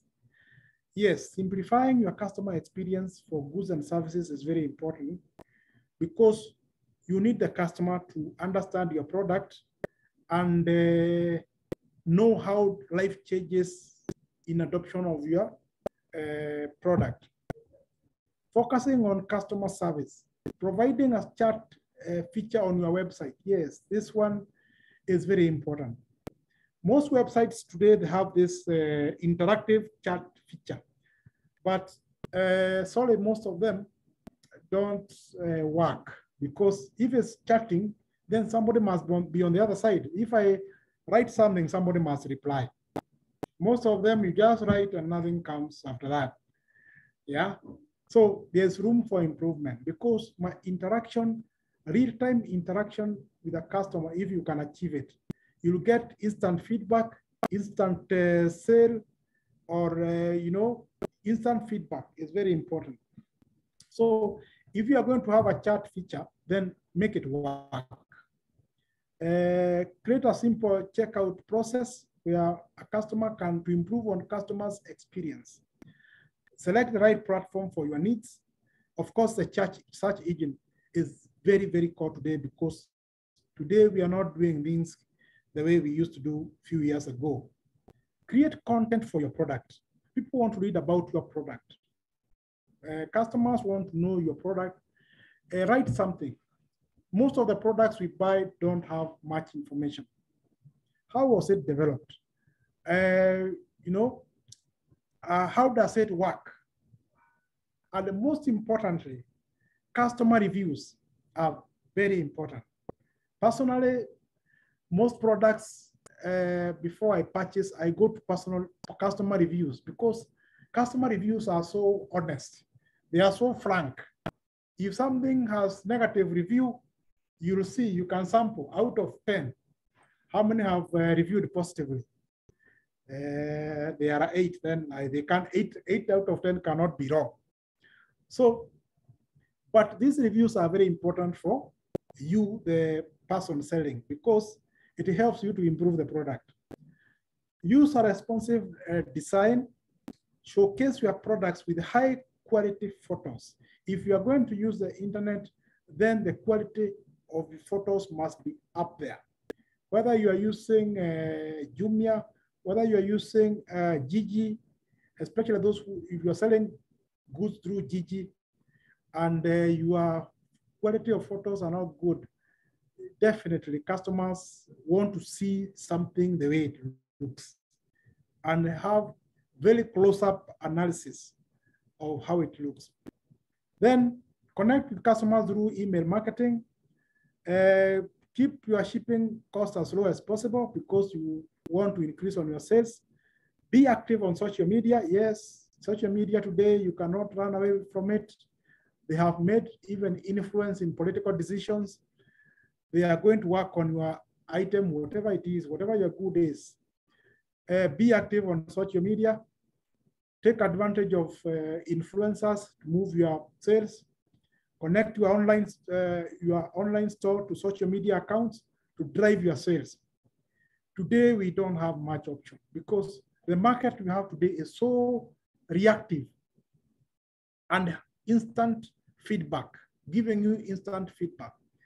If you don't go that line, then if you don't go online, then most likely your sales will not translate very well. Finally, I want us to have 2 slides about pitching, because pitching is important in driving up of sales. And a pitch is a presentation of an idea to potential customers to drive in investment. Today we have, especially those in services, you're just called upon to give a pitch, a brief presentation. Those of us in the service industry are very alive to this. Even today's interviews for jobs in out here in the private sector, you just be told to prepare a pitch.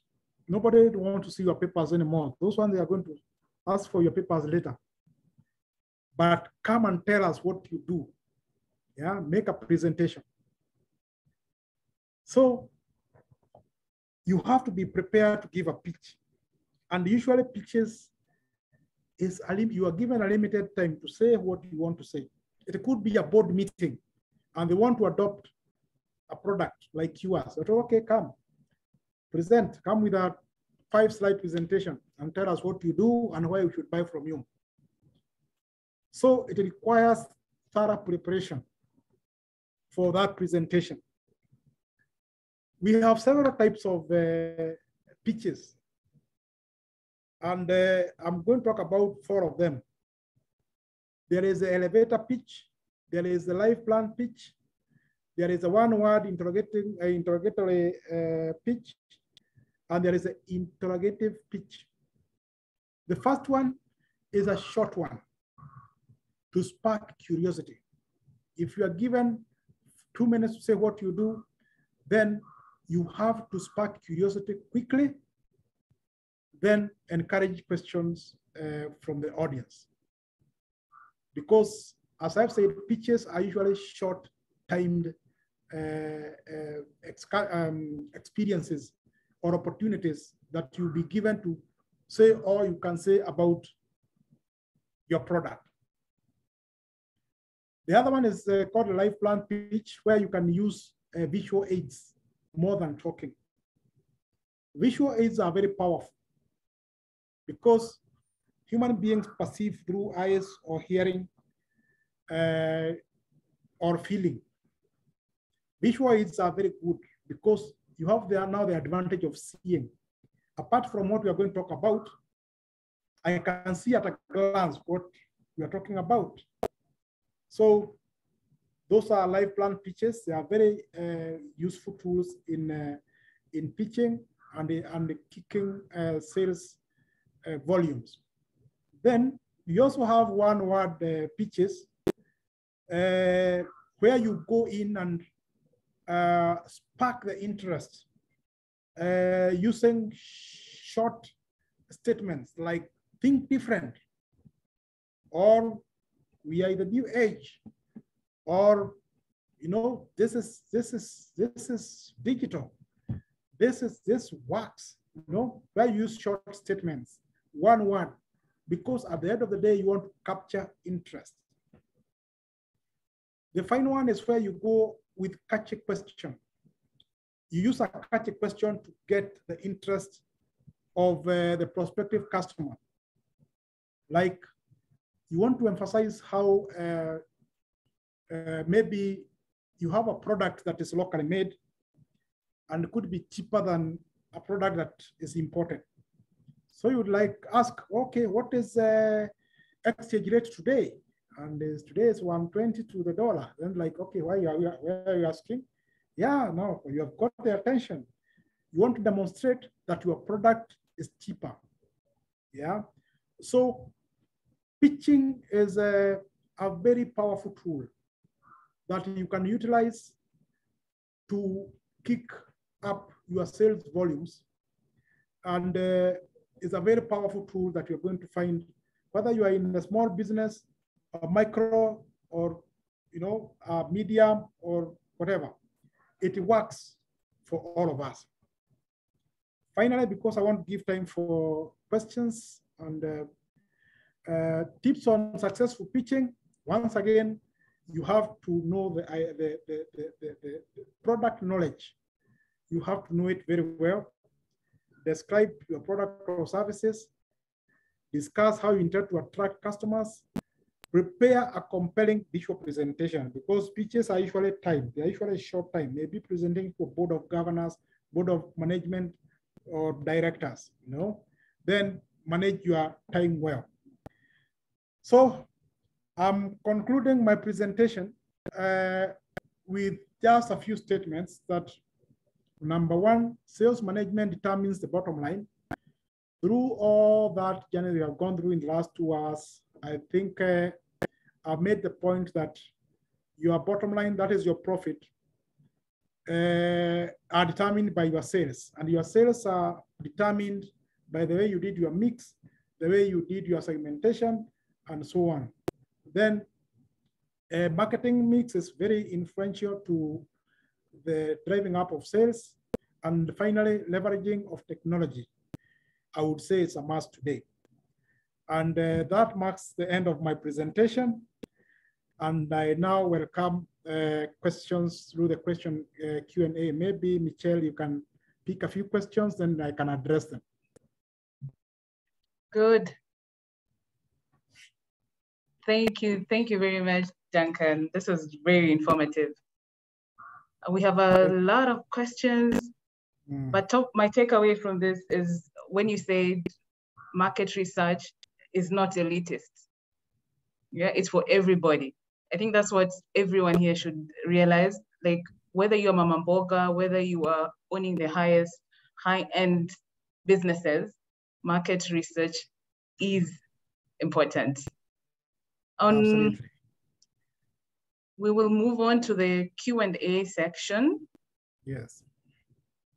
Boniface Mbuki asked, is reward system the same as incentives awarding? Reward system and incentives, yeah, they are basically the same thing. You can give an incentive for customers to buy, and you can reward like a workforce, to be able to reach to customers. So there's no much difference between the two. It's a reward, an incentive is a reward, basically. Good.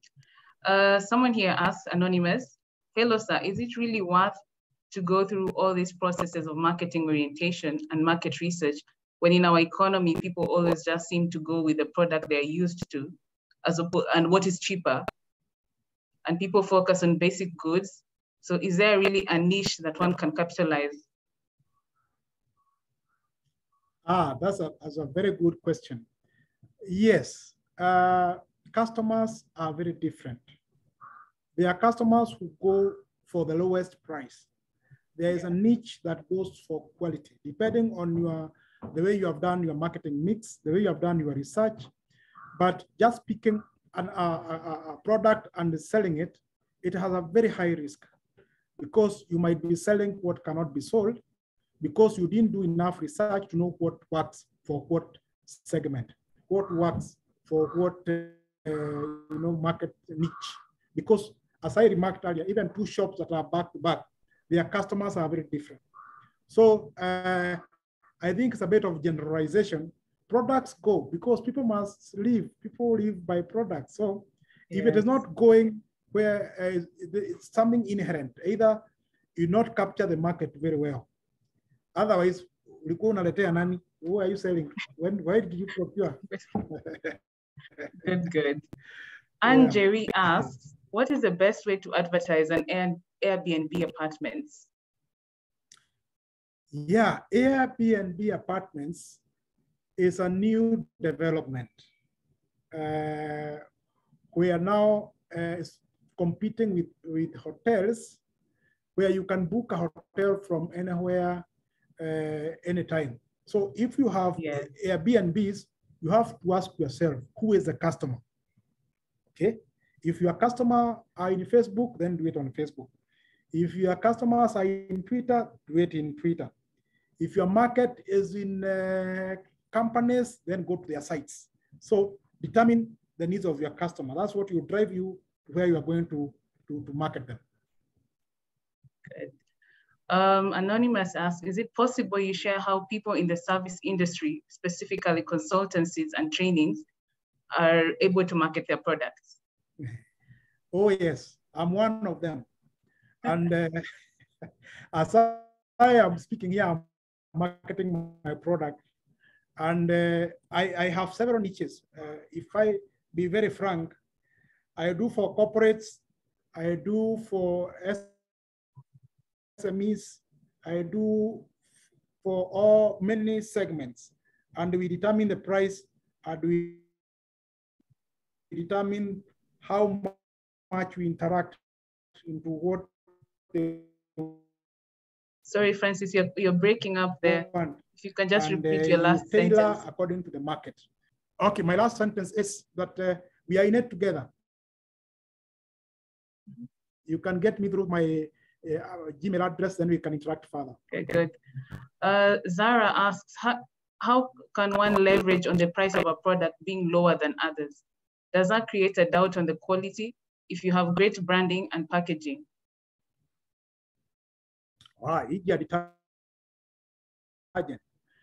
You have to convince so the market. you have great branding. Sorry, you have great branding, you have great packaging, and everything is good. But maybe your competitor is pricing lower than what you know your product is worth. Then if in the current market they are responding to your competitor, then you either work on that to convince them otherwise, or look for another segment that is able to spend an extra shilling on yours. Good. Steven asks, if the customer feedback is that the quality is good, but the price is too high, how do you solve this, especially if a business lowering the price would cause you losses? That's a good question. Anybody who appreciates quality, rarely do they have a problem with the price, because beauty is in the eye of the beholder. If you are convinced it is good, usually you don't have a problem paying. Yeah. Simon Joroge is asking, what's the best way to market your products in international markets, especially in Europe, Asia, and American regions? That's a very good question. Yeah. First, use what you have. Today we have technology. You can do through, if you have a website, that's number one. You have your own website to market your products. Then you can also engage companies that deal with the overseas marketing. They can do marketing for you. That is what even Kenya does with the tourism. They use companies to market our tourism product. So if you have a product, you want to go international, start with your website, then engage companies that do PR internationally, of course at a price. That's what Kenya does even for our tourism. Rashid asks, how do you enhance customer retention?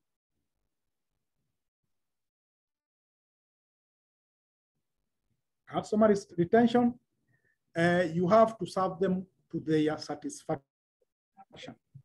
So you have to study them to know what pleases them. Yeah. And it applies to all segments, as I said. I'll give you a very small and cheap example. Yes. Matatus, they know those who go to town every day. And I know matatus who have capitalized on coming and picking you from the house. The matatu can decide to pick 5 quality customers from their houses. That is powerful because you want to retain that customer. Then go the extra mile to please them. So what's the extra mile? Maybe pick them, maybe give them a discount. Instead of 100 shillings, then they pay 80 or something. They will never leave. I used to enjoy such a matatu one time somewhere. Sometimes the driver could surprise me with a discount that today, I could wait for that matatu for 3 hours because of the style of retention. Good. Zipporah asks, which strategies would you recommend for marketing a college? Good question. You have to study your market very well.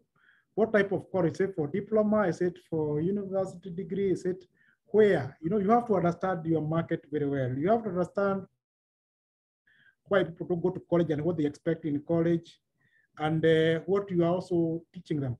So you have to do your product analysis, what you are offering, what it costs, what the others are offering, and how you can offer it beyond the expectations or a degree further than where the others are reaching. Maybe you can even introduce, you have to introduce a difference from others. Yeah, lowering of fees, maybe giving them some good lunch, drink because they are in class. Yes, you can bring a meaningful difference in your product. Or free attachment. You can organize attachment placement for them for free, and so on. Great. Samuel is asking, what is your take on use of experts, e.g. doctors, dentists, to endorse a product? Using professionals to endorse products is very powerful. And we have seen it on television. We have seen sports people endorsing products. Is usually very powerful to use. A doctor is somebody who people already have confidence in. So loading your product on that confidence is usually very powerful. Yeah, it is powerful. Great. David is asking, how can a business get reliable market data, and how often should market intelligence data be gathered?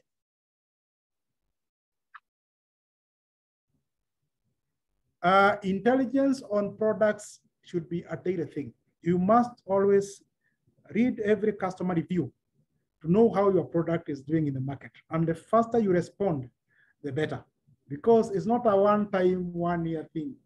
Today, because of technology, you can get real-time response from customers. What we are calling reviews are very important because you'll get immediate feedback. It might not be nice to read, but read it and do something about it.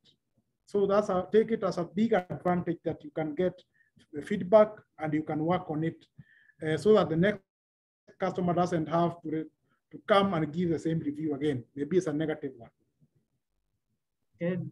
Ashton is asking, any tips on how to start pitching a tour company to corporates? Yes, just start. Make a short presentation and take yourself to those companies and request to pitch. Personally, I've had to do that as a person, to go and pitch what I do to companies, come up with models to maybe train or do apprenticeship for job, contact them. And most of the time, they'll give you a hearing. I've already had a hearing for several companies, led to various jobs. Maybe that's why I'm here. Indeed. Yes. Yes. We have Gilbert asking, how does sales and pricing policies look like? Is it like having services priced, then letting salespeople you hire packages like the way you would insurance companies? Aha, good question. You have to have your own pricing policy depending on the segment. Pricing decisions in marketing, they are based on several things. There are those who do the costing, then they add a markup. There are those who look at the market and the market determines what you charge. There are those pricing decisions. Maybe because of time, I would refer the person to read about pricing decisions in marketing. There are about 5 strategies of pricing, and it will really help. Good. In this day and age, how reliable are customer reviews? Sometimes companies use people they know to give dishonest reviews.